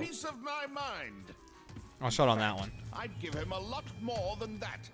I was a champion But I was like, boxer at university. there's a Spyro themed bad dragon now. Oh, maybe that's what it was. Called Spitfire? Okay, hang on a second. This is going to be in my search history now. Spitfire bad dragon. What makes that Spyro themed?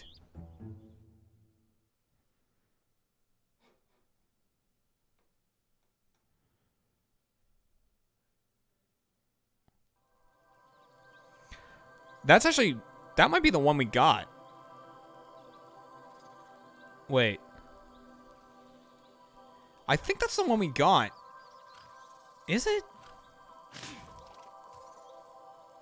Also, we might be, if that picture is anything to go on, we might have it on the board upside down.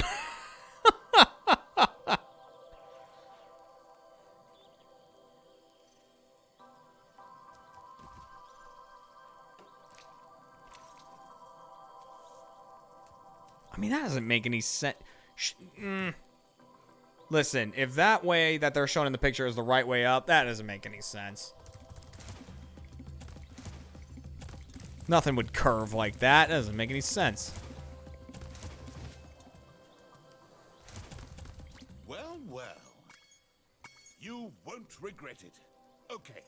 When you see a wall surface that looks climbable, like the one to my left here, use the left stick to move. I'll be honest, it's really fun. It's stuck to the whiteboard in our office. It's really fun when you walk by to just like punch it. Because it goes like... And the suction cup is really good. It stays there.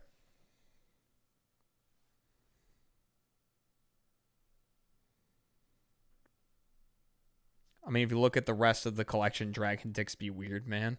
I'm sure. I mean, but then again, who knows what a dragon dick looks like? I don't know if they're basing that off of something.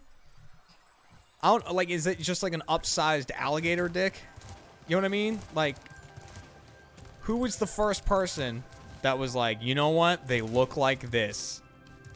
Like that must have been a. I was gonna say that must have been a weird dude, which it was. But like. I mean, you think about how many people like play Dungeons and Dragons and shit. I'm sure they're all just like wondering.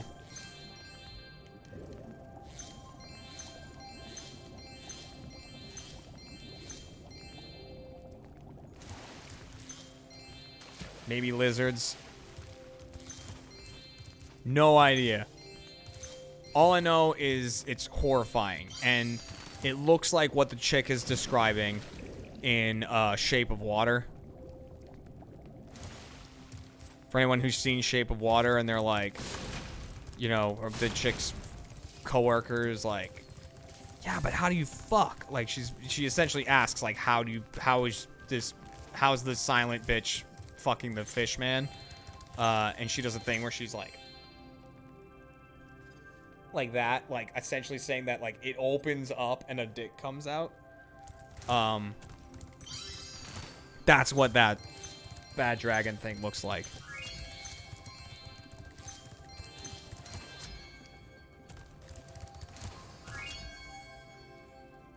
How do the pitch meetings go for that company? I imagine it's a bunch of people sitting around a table going,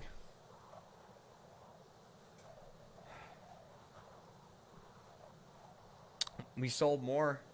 And someone goes, yeah, people still buying them. People still using them. And they go, yeah. All right, cool.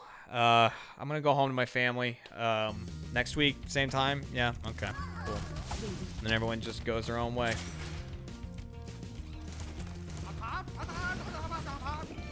And that's what the meetings look like.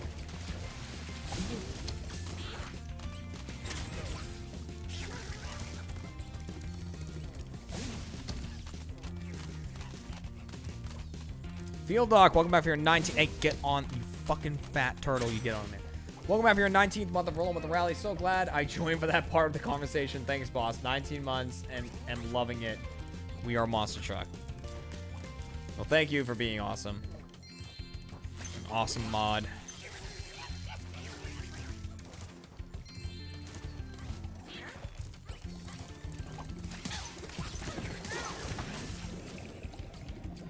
And you know, these things need to be discussed. And you know why? Because it's fun. Like, it's like, do I hate the whole bird thing? Yes, very much. But, like, I hate that has to stop me from talking about things that I think are really funny. Like, things that can be funny conversations. You know, it's like, because when Kat and I went on vacation, too, to see the redwoods and stuff, I almost didn't post any pictures of them. I thought they were amazing and incredible, but I almost didn't post any pictures of them because I was like, I know that if I post a picture of me with this redwood, people are just going to be like, it's a normal-sized tree next to Jeremy. Like, I knew people were going to do it, and sure enough, everyone did it, but I was like, I just don't want to let that stop me from posting this because it's so cool. And, you know, shit like that does stop me a lot. Like, you know, Kat is amateur photographer. She takes a lot of photos, and she's really good at it. Like, she's so good at it. And one of her best photos, the one that's her personal favorite, is a photo that she took of a bald eagle. It's awesome. It's like sitting there and its wings are out, and it looks so cool. And I would love to tweet it and be like, look at this picture the cat took. Like, it's such a good photo and everything. And I know people like, but I don't tweet it because I know everyone's just gonna be like, oh, but you just like it because it's a bird, right? Like, not like, wow, your wife's really talented and took this awesome photo and stuff like that. Like, so it's just, I just don't tweet it. And it's like a shame that I had to avoid shit like that. But it's like, you know, oh well. It's how it is.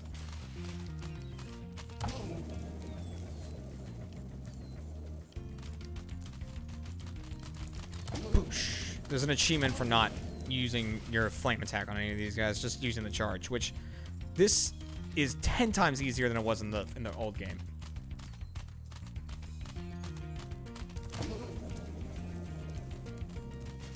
And that, yeah, so that's the main reason why the whole, like, I think that's the main reason the whole, like, bird thing pisses me off so much, is because, like, there's so many things that I can't talk about now and, like, joke about and whatever, because, like, it just all goes back to that. It's just like, fucking hell. Like, it's just gets really irritating. Like, when I was on the Spot recently, you know, I sent a message to Todd and to John. I was like, do you guys still, like, do you do, like, gimmicks on this show? Like, I'm sorry, I haven't watched it in a long time. And they're like, yeah, we do. We're, like, going through time. Like, I had no idea they were doing this whole, like, on the spot through time thing. So they were like, okay, you guys are doing, like, gods and things. And I was like, so I was like, okay, can I be God? Like, I wanted to be God and Matt be Jesus. Like, I thought that'd be really funny. And we were, like, a really cool, like, father-son duo. Was what I originally wanted to do. But then he was like, oh, you know, Chad's already God, but we have, like, this Zeus and Poseidon outfit. And I'm like, awesome, let's do this. So I went and did that, and like, I saw the costumes, and I saw that the Poseidon one had a fishtail.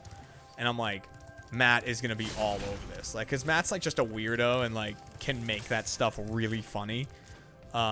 So I was like, Matt's going to be Poseidon, I'll be Zeus. And, but then, like, of course, because I'm Zeus, I, like, totally went off on, like, this whole thing about, like, because there was this whole thing about Zeus, like, turning into an eagle and then, like, fucking some chick, right? Like, that's a whole thing. What was that in? Was it in 300? There was some movie that was in. No, not 300. Obviously not 300. Was it in God of War? There was something where there was, like, a animated scene of that happening. Oh, fuck. Was it Clash of the Titans? That's what it was. Clash of the Titans. I watched it on a plane. That's why I couldn't remember, because I barely remembered that movie. But, like, so I kept referencing that because it was so funny, and, like, Chad was really leaning into it as well. And the whole time I'm thinking to myself, this is really funny. Like, people are going to laugh at this, but I can't. Like, the unfortunate thing is I can't go to the comment section on this video. Like, because it will just piss me off. So, and, like, I always read the comments on every video I'm in. I know people are always like, never read the comments, don't do it, and stuff like that. I have to, because it helps me understand what people thought was funny, what people liked, what people didn't like, and, like, this video did really well because people liked, you know, this, so we should do more videos like this, and, you know, people didn't like that we had this many people in the video, and, like, so I always read the comments, but, like, as I was doing that episode, I was like, I can't read the comments on this video. So I've just, I haven't looked at it, and, like, which sucks, because I love looking at the comments on the spot. You know, because, like, it usually is just a lot of people having fun and having a blast, and it's like, do it. So, you know, the best I could do with that one was just hope that people liked it.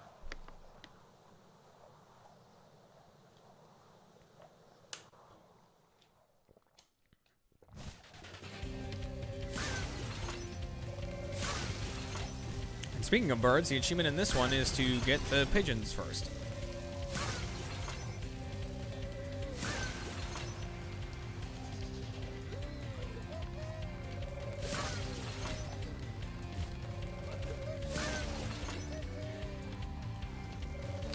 Boop. Achievement. That's a really easy achievement.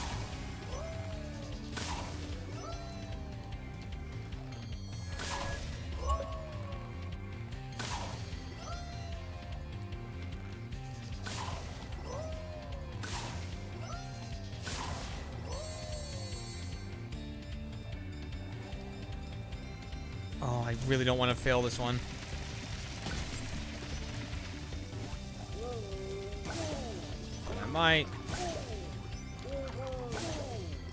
I'm not doing this in any way that makes sense.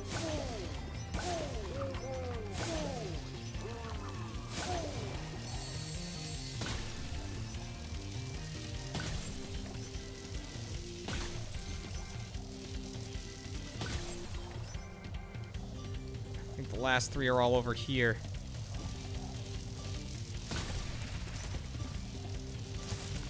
Oh, I got it.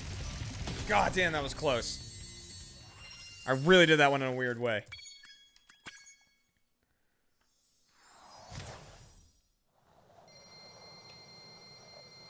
Yeah, you know, always game time. I didn't know those. I didn't really know that either, that you could flame the anvils that they're tied to.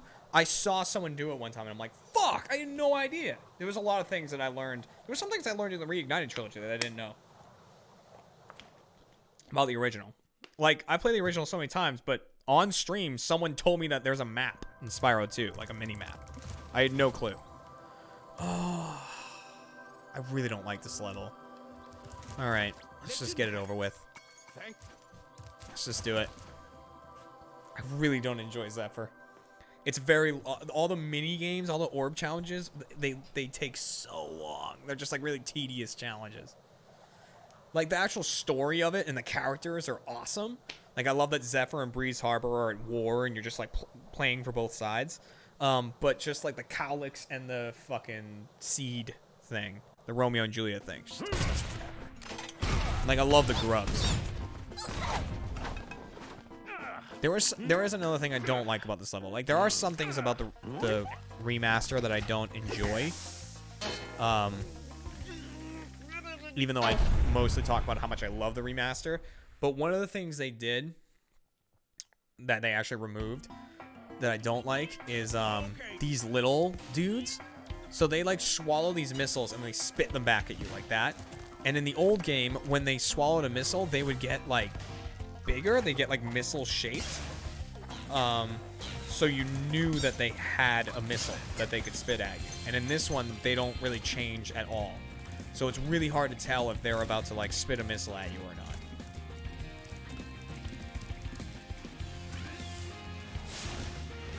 What?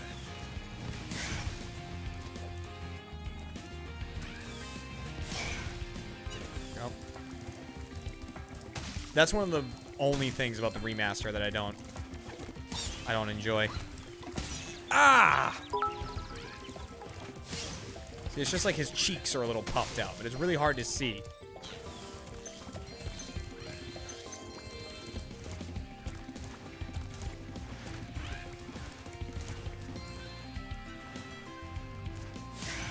Okay. I don't even know why I'm doing that. Those guys really have no reason to die. Other than... I don't know. I don't even think there's any power-ups. Oh, there's a super flame at one point. I'm sorry, little caterpillar. Oh. Okay, so you gotta shoot that. You gotta shoot that. You gotta shoot that. And you gotta shoot that. Little low.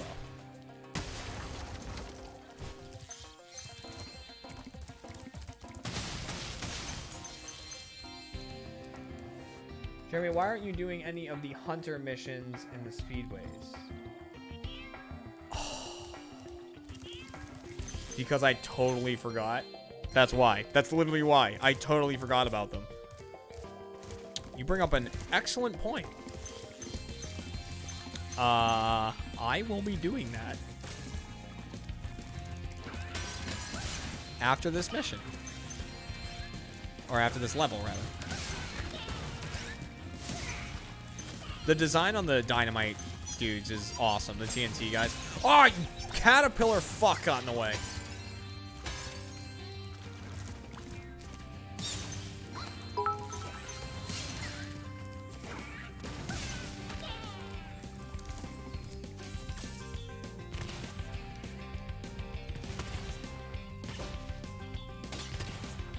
Achievement here. That.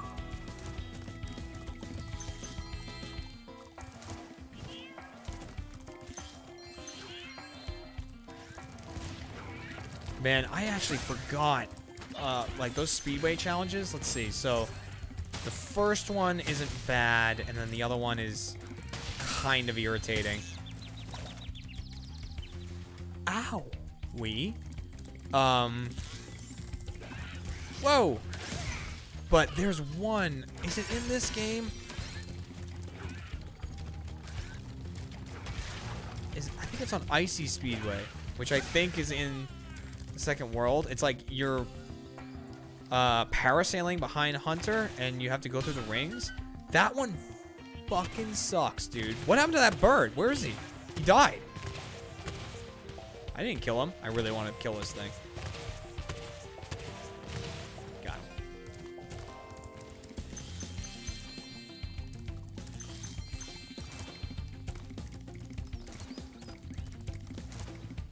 Took me more than a few tries. Something about it is just really tough. Like, oh, I didn't blow the door open. God, that was a bit of an overcompensation there. Come on now. Way too high. No, that was actually it. Parasail level gives me nightmares. Something about that one got significantly harder in the Reignited trilogy. There's some things that got way harder in this. Wow! But a lot got explosion. easier. It sure is a good thing I had my helmet on. Oh yeah, the Colonel wanted me to give this talisman to you if you got through the Breeze Builder defenses. Good job, soldier. I like that they're just all wearing garbage. So, these guys obviously look very different from the way they did in the original, if you play the original and are familiar with these guys. Except for one of them. So, Bo Peep is weird. My name is Little Bo Peep, and I've lost my cowlicks. With these battles going on all of the time, they keep running away. Can you help? But Romeo, when you find him, he looks really similar to the way they looked in the original game. Like these lamb blubber grub people. Like his colors are all exactly the same as the original.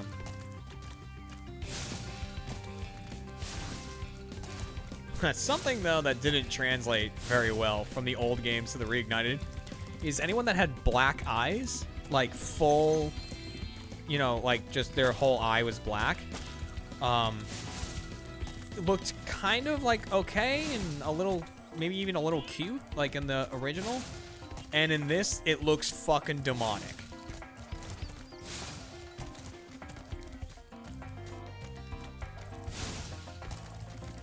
Like on the grubs, it works okay, but on like there's a character in Spyro 3 named Jack, who's like, you're helping him find a golden goose and stuff, and he's got like the black eyes, and it just looks horrific. He just looks like like a full-on demon.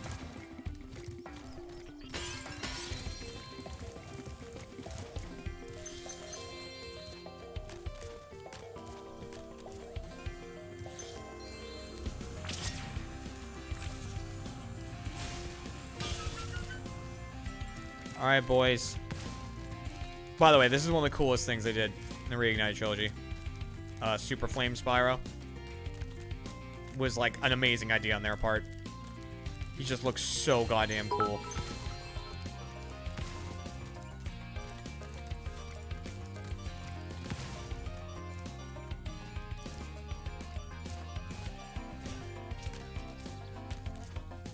I noticed you. Hello, Matt.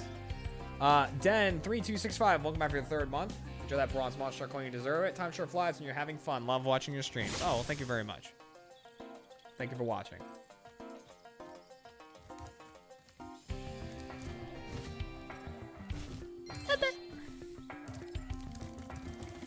Oh man. Oh, I just remembered what tomorrow is. Fuck. So, tomorrow there was an agreement made that myself, Gavin, Michael, and Ryan are all going to show up at, you know, nice and early, or early for Achievement Hunter standards. For me, I'll already be there. And we are going to load up Halo, and we're going to finally goddamn do episode 2 of Halo 3 Lasso. Do Crow's Nest. I'm very excited, because even though it's annoying, it's quite fun.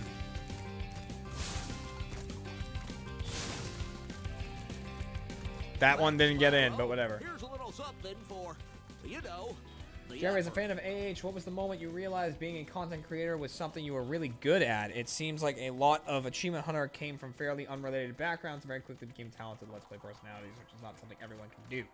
Sorry for the long question, just curious. Well, I don't know. It's kind of a really tough question, because I mean, you know, of course, like it's up for debate whether or not I'm actually really good at what I do. You know, it's a different flavors type of thing. Like a lot of people enjoy my humor, which is good. This is the guy I was talking about. Looks just like from the original.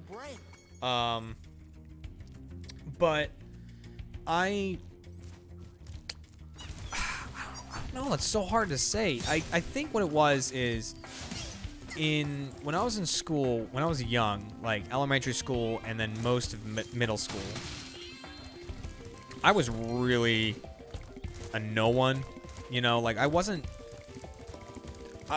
like picked on, really. I just like wasn't anyone, like, you know, no one really talked to me or anything, aside from my very close circle of friends. And then when I was in 8th grade, they were like doing this play thing, and I knew that was gonna happen. We were doing this play thing. Did he just get up there? Huh. And so they were like looking for people to play certain roles and things like that. Oh, wow. Okay, that worked. And so I went and I tried out. I was like, you know what? Screw it. I'm just going to go for it. And it was like my vice principal was the person like casting. And she was a terrifying woman. Very nice, but she was just horrifying. She had like this fiery orange hair that was like all up, like kind of curly fro almost. And then she had like a ton of makeup on all the time. And she had like this really shrill voice. Like if she saw you doing something, like, you know, it was like, there was like a no running in the halls rule or stuff. And she saw you running, she'd be like, little boy. And she'd like chase you down, and not chase you down, but like you'd freeze when you heard her voice. But anyways, like she was doing the casting for it. And she was like, yeah, sure, like you can be like the main dude. Like, so it was like this, the play was like, it wasn't like a play, it was like this sketch thing where like we did a bunch of little different sketches. Some of them were dances, some were people singing, some were like these little acts and things.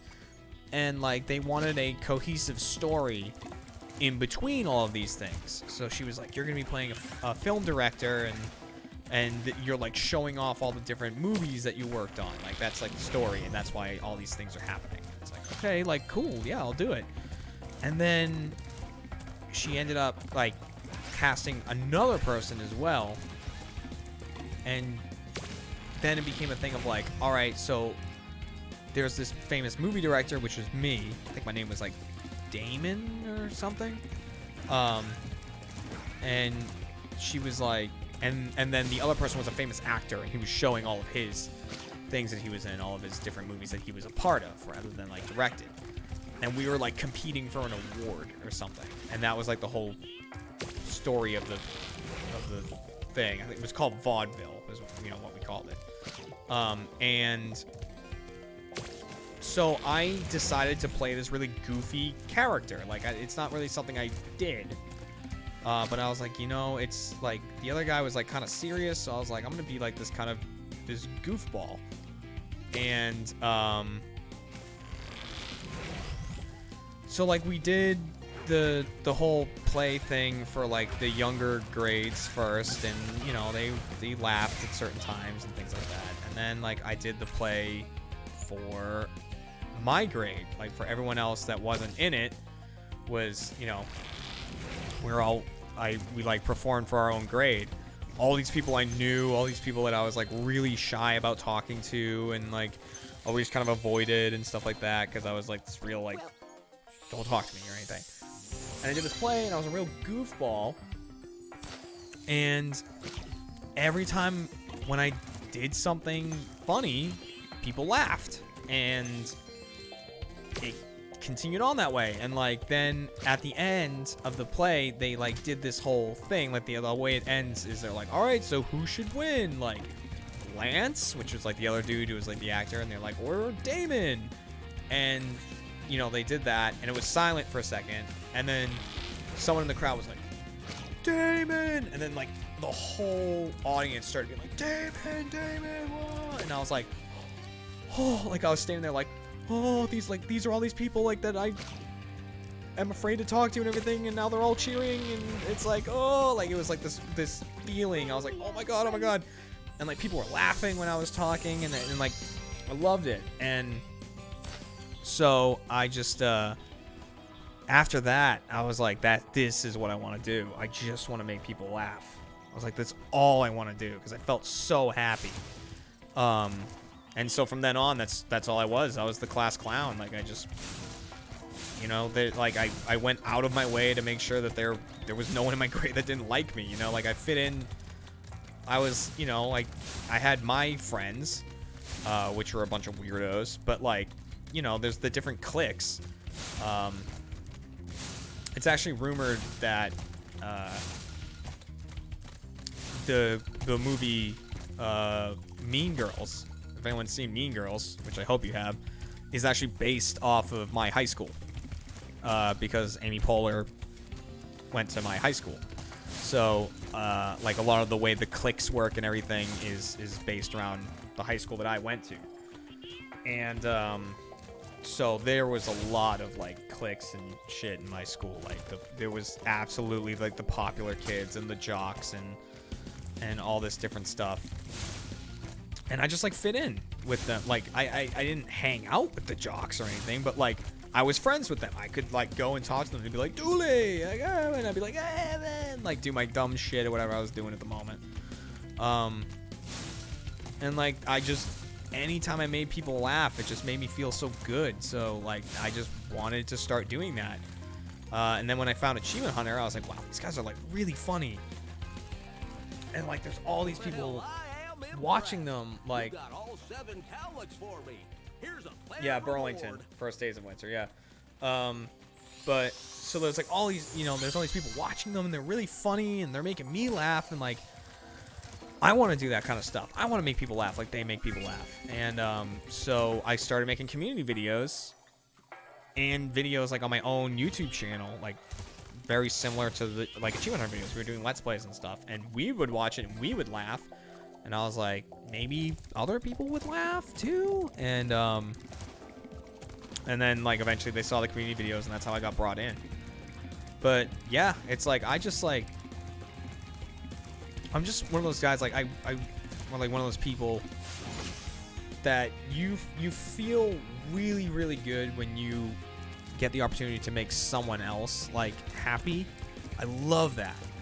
So like when I can get other people to laugh or smile, or like even if they're having a bad day and I get them to kind of forget about it for a second, awesome. I'm on cloud goddamn 9 when I can make that happen. So like getting into this career was like so much what I wanted, and I just kind of, I guess I got lucky that I'm actually decent at it.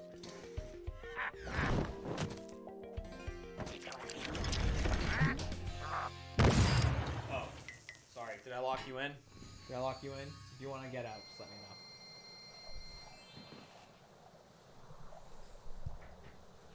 I will do the Speedway challenges.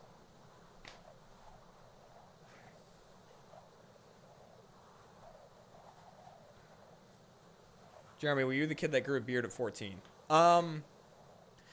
Yeah, actually. Well, not 14. I think 15. I think I had a goatee at 15.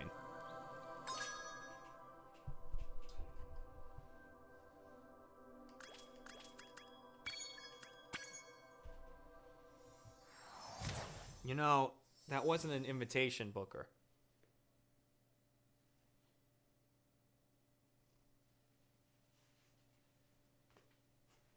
Here, why don't you sleep on this chair right here?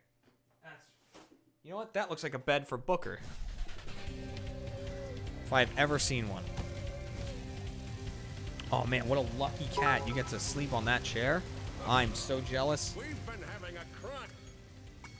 Okay, he wants to leave. Hunter can knock the He doesn't like to be locked in. off of the buildings, but we'll need you to catch the loot before it lands in the canal and gets lost. Good luck. Hunter is waiting for you outside. Bowl of candy that's sitting over there tempting me. Alright, this one can be kind of irritating.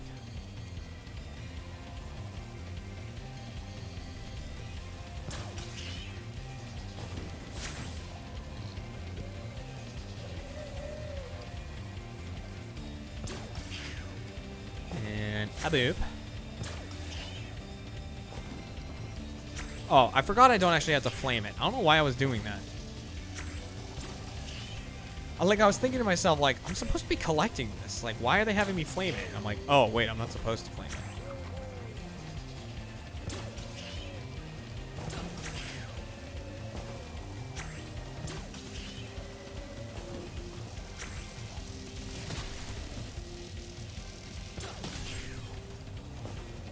So that's where stuff gets a little dicey because I lose track of where Hunter is.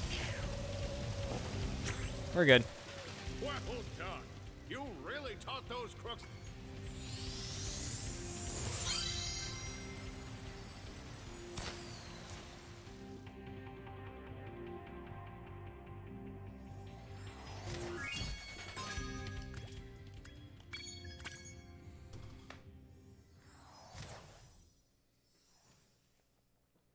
Zipper, you're in here too? Or all three of you are in here. Zipper.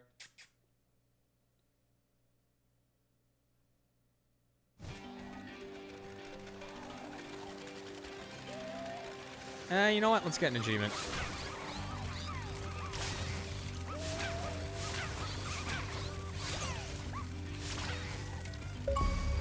Look at this bitch. How's she standing? That doesn't make any sense. That would break her little fish spine. All right.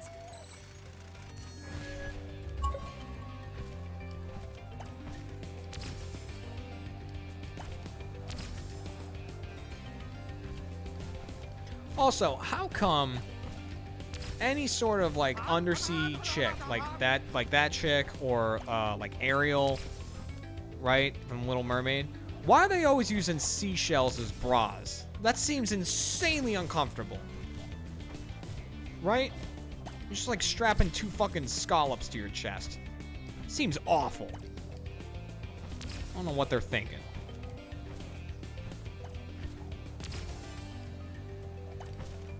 They're like, this will be cute. And they're like, oh god! Oh, the agony.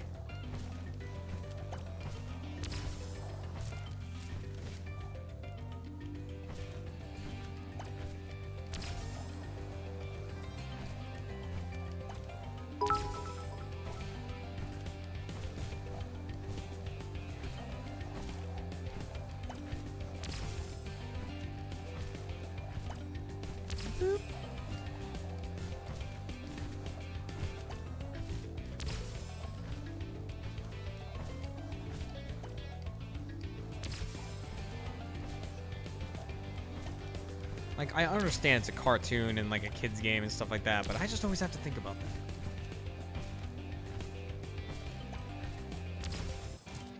Great job, Spyro. What would you That was have them some use excellent flying.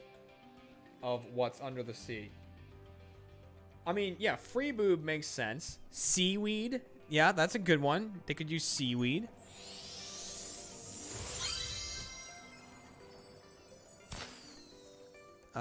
Let's see. What else could they use?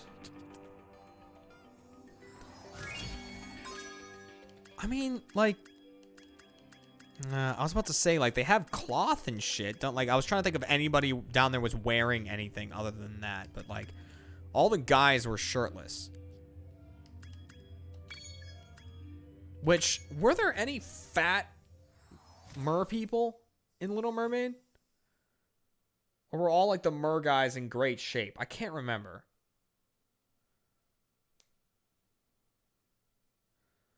Like, was anyone like... Ugh. Ursula doesn't count.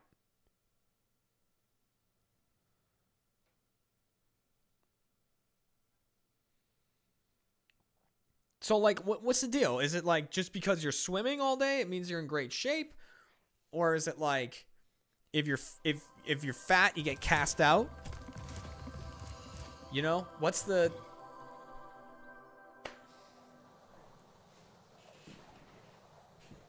Don't know.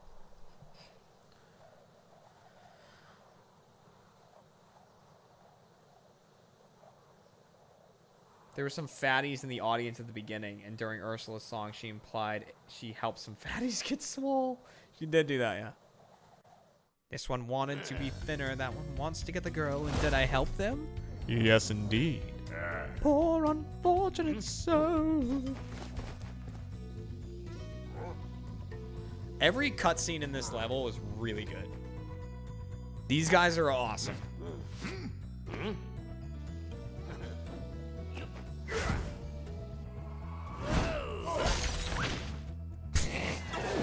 I just love how that ice wizard is like looking over here and he goes, oh! Like, he's just like, oh shit. Here's another thing I don't like. I don't like how it has to cut to black before you talk to these guys. The ice wizards have imprisoned our leader, Shaman Tuck. Can you help us rescue him? It is urgent. He has our tickets to tonight's hockey game in Colossus Valley. I feel like I'm talking to every member of my family. These guys. If you get on the catapult, we'll help you across the chasm. I like that every now and again you can see their eyes over their eyebrows.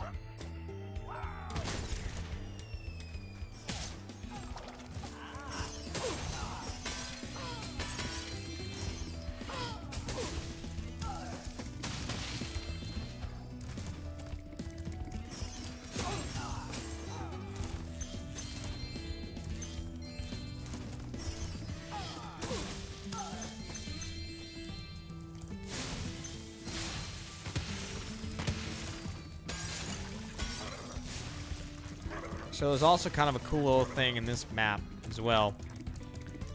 And it's if you look at the cave paintings. So you can see these things are like what drop off the eggs in oh my god, what's the name of the fucking level? Skelos Badlands, and the people that drop off the stuff in Gulp's Arena. This is an elephant with a snail shell, so this is from Mystic Marsh, and those are the bulls from Town Square up there. There's the rhinos from Mystic Marsh. These are like the bunny things that you run into in this level. But yeah, there's the ice wizards up there. So it's just kind of like cool shit. Like ties it all together.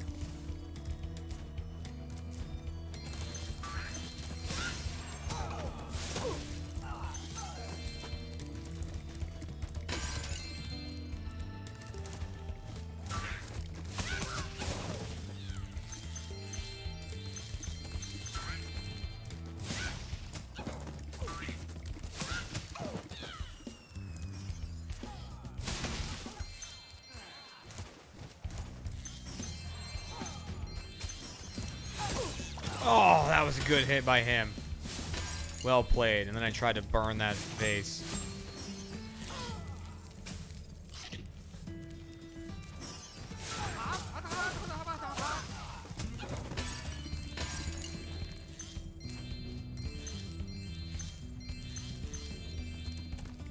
Hello there, Spyro. I could arrange for you to cross this If bridge. a merperson has a shark tail, does that mean he has two dicks?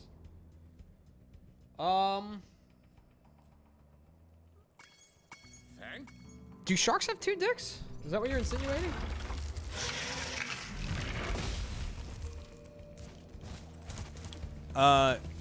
Male sharks have, I don't know if they have, do they have two dicks? They have things called, I think they're called claspers. And they kind of look like two dicks, but it's like fins that help them like hold on. I know a lot about animals, especially sharks, mainly because I'm terrified of sharks. So I know a lot about them. I've done a lot of reading and watched a lot of documentaries and stuff about sharks. Like the fact that they detect electrical signals using the ampullae of Lorenzini, which are little like sensory things on their face. Whoop. Thanks, Spyro. Just hold tight for a second and look out below. I haven't finished Glimmer. You're right. I'll get there.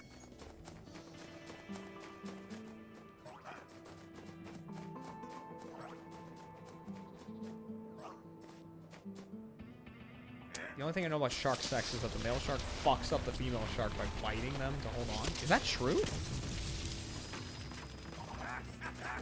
That I didn't know. That's news to me. You'd think those guys could have got me out of here without rolling a 2-ton snowball onto my head. Here, take this crystal. I traded some hockey tickets for it. I like this guy. Their design is also great. I love the caveman designs.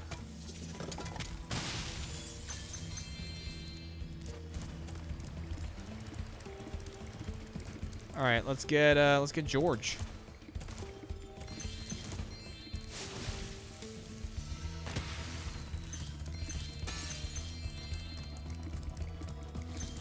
Hey, George. I'm really on the fence about George's model, because obviously he's very cute. Look at him. Like, oh, you. But his face kind of freaks me out, because it's like, it's not cat-like. It's too human-like for me. Like, between his eyes and his, like, he's got this, like, smile. It, like, kind of creeps me out.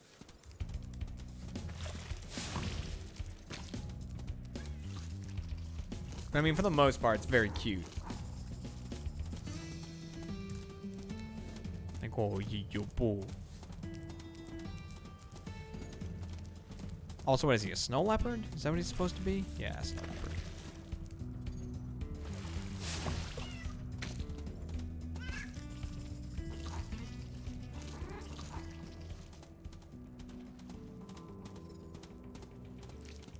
Nothing gets me raring to go like marine biology conversations. That was the first thing I wanted to be when I was young. Everybody was like, I want to be a firefighter, I want to be an astronaut. Yeah, see, look what I mean. See, like his... It's like weirdly human for some reason. Like they're not cat eyes, I think doesn't help. And then like the smile, it's like just like a person's smile. It's kind of weird to me.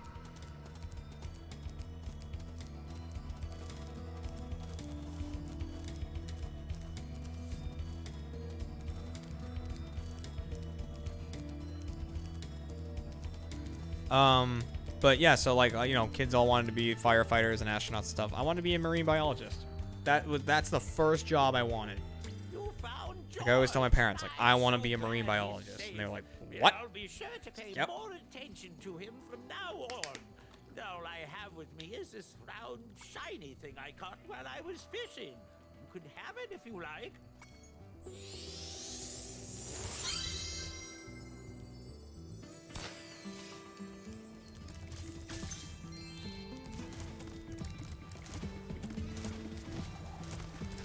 I found there was a lot of things I found very fascinating when I was a kid. I was really into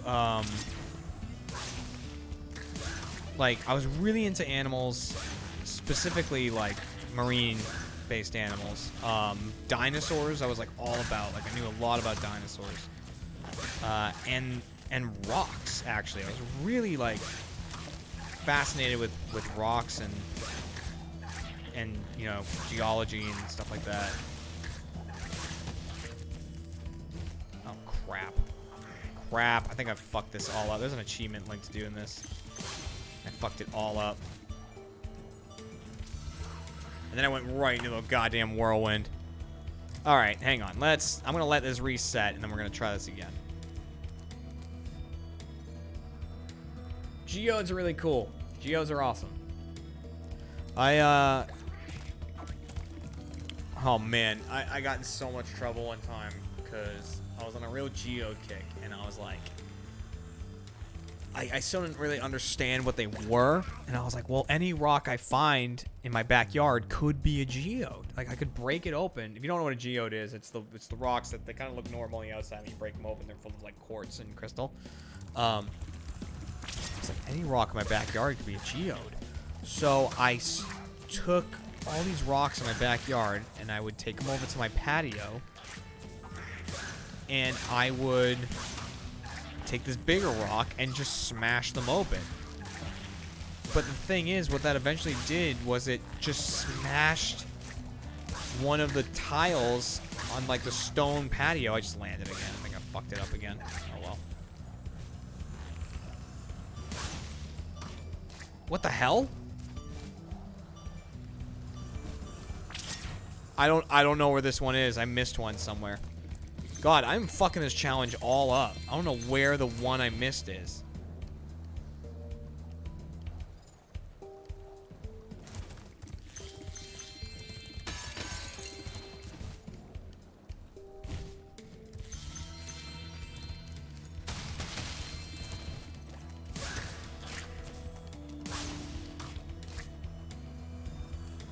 I don't know what the hell is going on.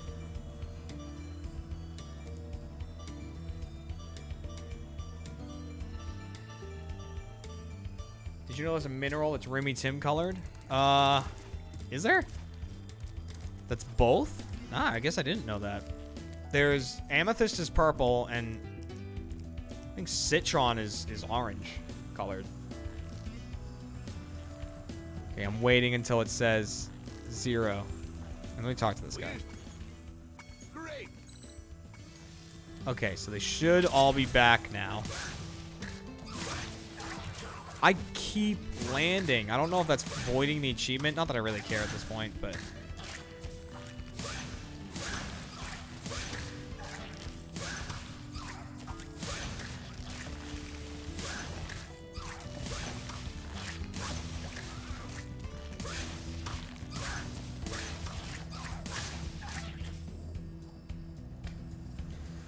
Yep, it's glitched. I'm gonna have to leave and come back, unfortunately.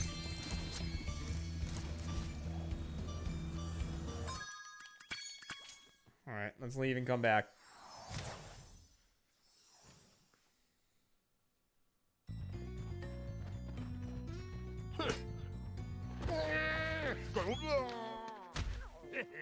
I'll watch the scene.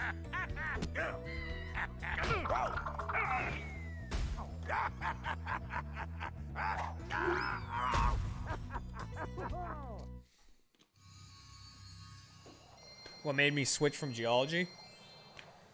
I don't know. You know, like I said, I realized that I enjoyed making people laugh more than researching rocks and animals and stuff. Ametrine is a mix of amethyst and citrine, I'm assuming. Well, I mean, that would explain. That would explain why it's purple and orange.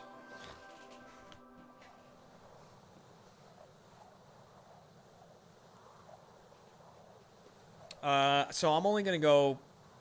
I'm gonna do this, I'm gonna beat Glimmer, and then I'll probably call it there, and I'll finish this another night. Maybe Friday night, if I decide to do a bonus stream, but we'll see. It's that exactly. Oh, okay, cool. Well, I knew the purple rock and the orange rock, so I guess I should have known. The mixed one. I wonder what happened to my rock collection. I had a rock collection as a kid. Probably still at my parents' house. I had a lot of cool ones, too.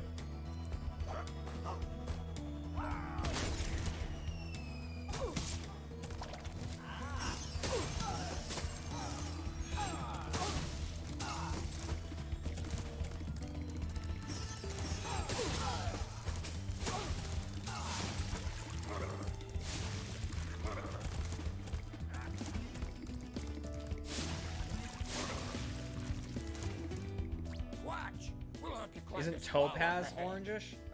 Topaz... What color is Topaz now I'm thinking of it? Topaz might be one of those ones that's like a bunch of different colors.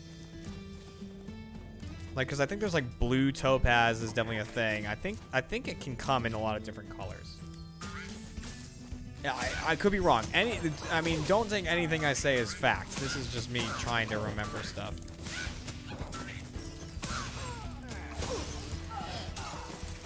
Forget every time he like winds that up just perfectly. How many is it? 15.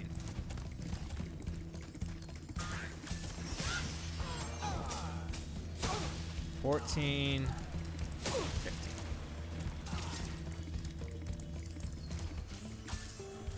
Here we go.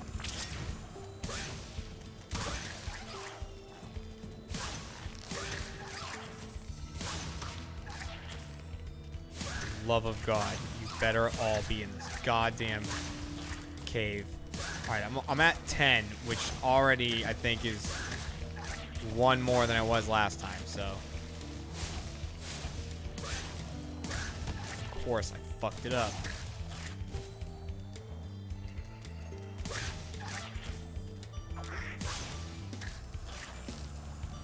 Don't care. Here we go. Still got the achievement. Any news on my album? As of right now, no. The news is we still have 2 songs to finish. I got a cut of some of the music that Spencer's working on for a song. Its working title right now is Good Samaritan, but that's because like I had an idea in the car. I was like just singing something in my head. Or, you know, and like this is how a lot of things work is like I'll get an idea in my head, I'll turn down the music in my car, and I'll just like start singing this tune. And then like I'll record me singing it and send it to Spencer, and Spencer will be like, I like it, and then he'll like kind of make some music based around what he heard. And oh god. So, you know, I was like just singing in my car. I know that you are waiting for a good Samaritan. And like I was like singing this whole thing. And I sent it to him, and then he made the music. But then like when I listened to the music, I was like, I don't know if this really fits what I was thinking, but I still like it. So I'm probably gonna write a new song for it specifically. So like it probably won't have the same. It probably won't be called Good Samaritan, but yeah, I gotta finish that, and then we're gonna make that song. We're gonna finish one more song, and then we'll release the album because we think that 8 songs is a good number. It'll be 4 that people have heard already. You know, sometimes Break the Mold, Bring It On, and Nobody Gets Left Behind. We're also remastering Sometimes and Break the Mold, re-recording certain things, redoing the music. And then we'll have 4 new songs as well. That being Sick, It Feels Like, and a couple of other ones. I know that you want to be free. I know that you are praying for that good Samaritan. Bam! Oh! Alright, that went pretty quick. Let's do one more level. Let's do Skelos Badlands. We'll call it there. That went faster than I thought it would.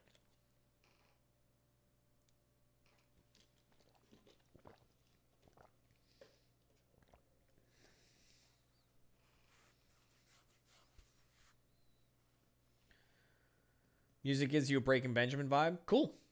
We like Breaking Benjamin, so. Definitely, I would say most of our inspiration for our music comes from Linkin Park. I actually really wanted to make a song called The Theory Behind It. And it was going to be like a Linkin Park mashup. Like a cover / mashup of Linkin Park songs. So it was going to be a mashup of Nobody's Listening, Points of Authority, One Step Closer, Forgotten, and Step Up. But, you know, obviously there's a whole bunch of legal things that have to go into that, so it's like it's easier to just not do it.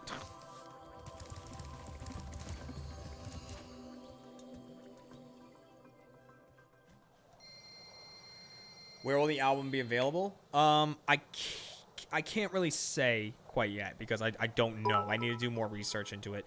But you know, obviously it will be available to get digitally. You can just like get it in the iTunes Store, Google Play, Amazon, and just download that, download those songs. But I want it to be available physically too. I want there to be an actual album case and with artwork on it, and you know, like a little booklet with all those lyrics in it. Like I want to do the whole thing.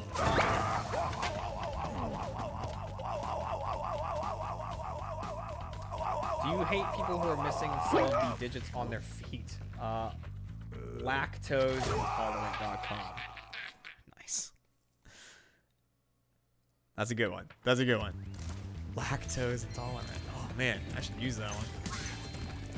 That one's funny.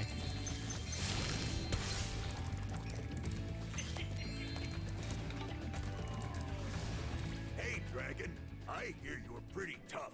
I bet my cousin Glug you wouldn't be able to make it through the Badlands without getting... Yeah, there's no real problem in this world. It's just kind of he bet his brother or cousin or whatever that I would die. I didn't know they kind of sat there like that. It might be the first time I've seen one of those things just sitting there. I was really like caught off guard when I saw that redesign the first time. Flying things, but then I realized that in the old game, they're actually like, because you can look up the names of any of these enemies. They all have very specific names, and those ones are called bat cats or something like that. It's like either cat bats or bat cats. So it makes way more sense when you know that.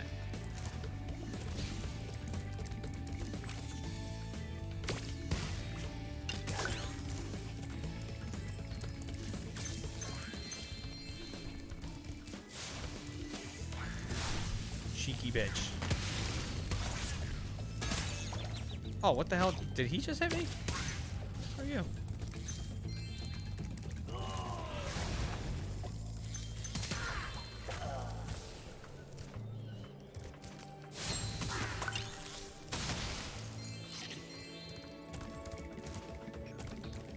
Oh boy. Let's take this. Could have taken that one, but that's fine.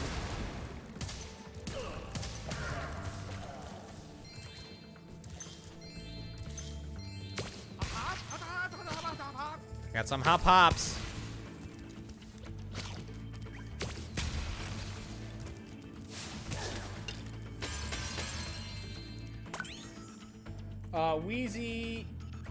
Wheezy ate it up too. Welcome to the Monster Rally. Thank you for rolling on in. And then Steve the Wee, welcome back for your 3rd month of rolling with the rally. Saying 3 months, yo. Enjoy that bronze monster coin. You deserve it. What I do like that they fixed about the redesign of the Bat Cat things is in the original, they always looked to me like they were metal. Like I thought I couldn't flame them in the original for the longest time because I thought they were like armored. By the way, if you haven't seen Spyro when he's armored yet, look at him. How fucking cool is that? It's so awesome. Another redesign in the Reignite trilogy, just done so insanely well. Excellent. You made it through the Badlands. Yeah, take that, Gronk.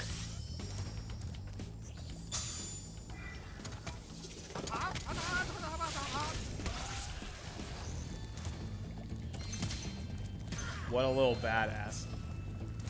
I know, right? And Spyro's pretty cool too. Skill point. You know what? As long as we're getting skill points.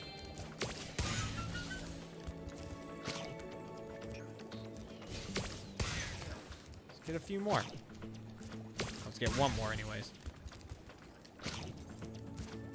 Skill point.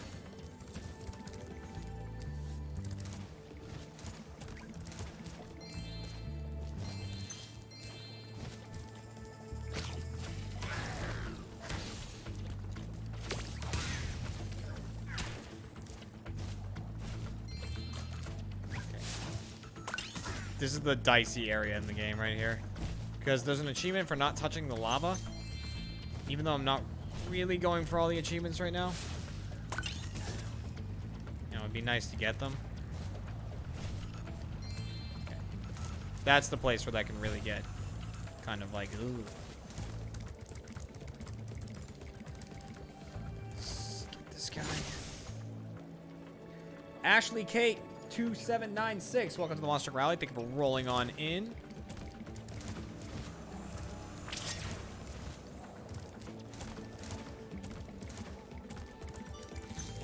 What's wrong, Booker? Why are you walking in like that? Ow, ow, hi, yeah. What are you fucking moaning about? Booker's just like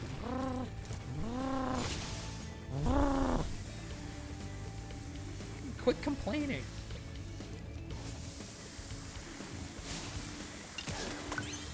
Do you know how good you have it? See? I told you how good that chair was, right? I told you that was a chair for bookers.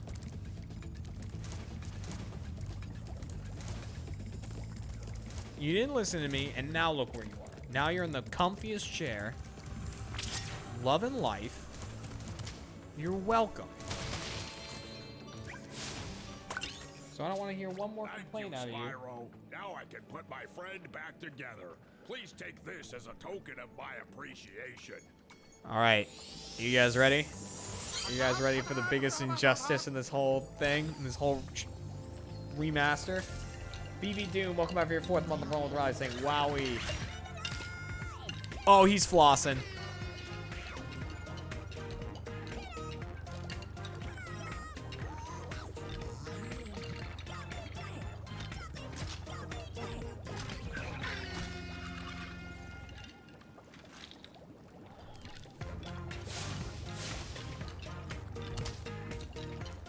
He is solid. Booker.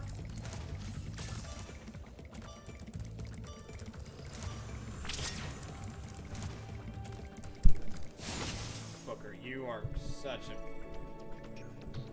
piece of work. Back on your chair.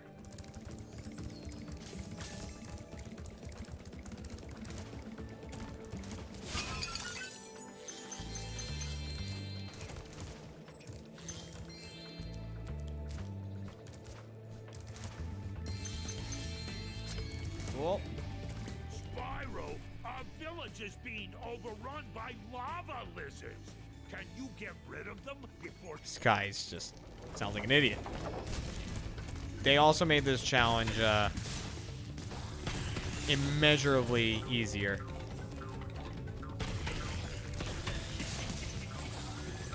Than it was in the original.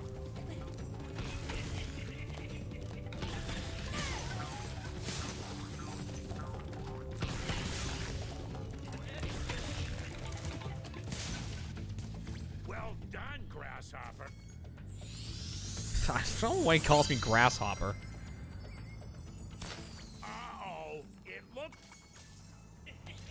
And they changed the order of these eggs hatch in, and it actually makes it easier. And it kind of fucks me up because I'm expecting them to hatch in a different order.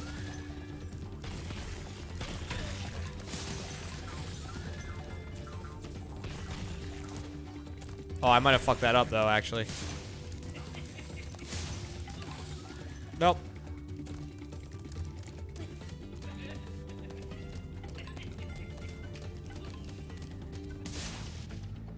Thank you for helping. Like, I've never actually seen the cutscene of the lizard eating a dude. I've never lost that one in the Reignited trilogy. Now, I don't think I have to, but I'm actually going to go through the end portal. Because there is an achievement for, like I said, never touching the lava in this level. And I just don't know if it will pop if I just exit the level through the menu, so... we'll just do it this way. Hey-oo. Got it.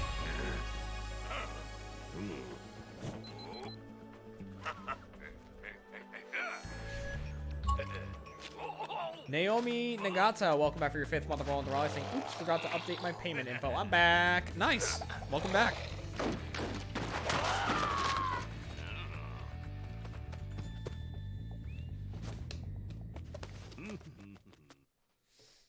Brutal. Just brutal. All right, guys. Well, I finished that world, which means that we have a bunch left. Well, that level. So we have a bunch left in the second world in Autumn Plains, and then we have the whole third world, which is actually fairly short comparatively. So, yeah, we're probably about 50% through this game. So that's a good place to stop. So I can go for a walk, get the rest of my steps in for the day, because I'd like to get to 10,000 if I can. See what I'm at. And I'm only at 4,800, so I still got a while to go. try and get in those steps. All right, yeah. So thank you everybody who tuned in. Thank you everybody who resubs, who cheered. Really appreciate it. House Dane, welcome back for your 16th month of Roll with the Rob. Saying, hey, what's up, Lil J? Yo, I'm leaving. Sorry. And I will see you guys on the next stream. It'll probably either be Friday or Saturday. Because I'll probably end up doing a bonus stream because I missed so many. And then there will definitely be a stream on Sunday. So maybe I'll do like a Jackbox stream or something like that. But actually, oh, you know what? Fuck, when does Just Cause come out? Hold on, let me check that.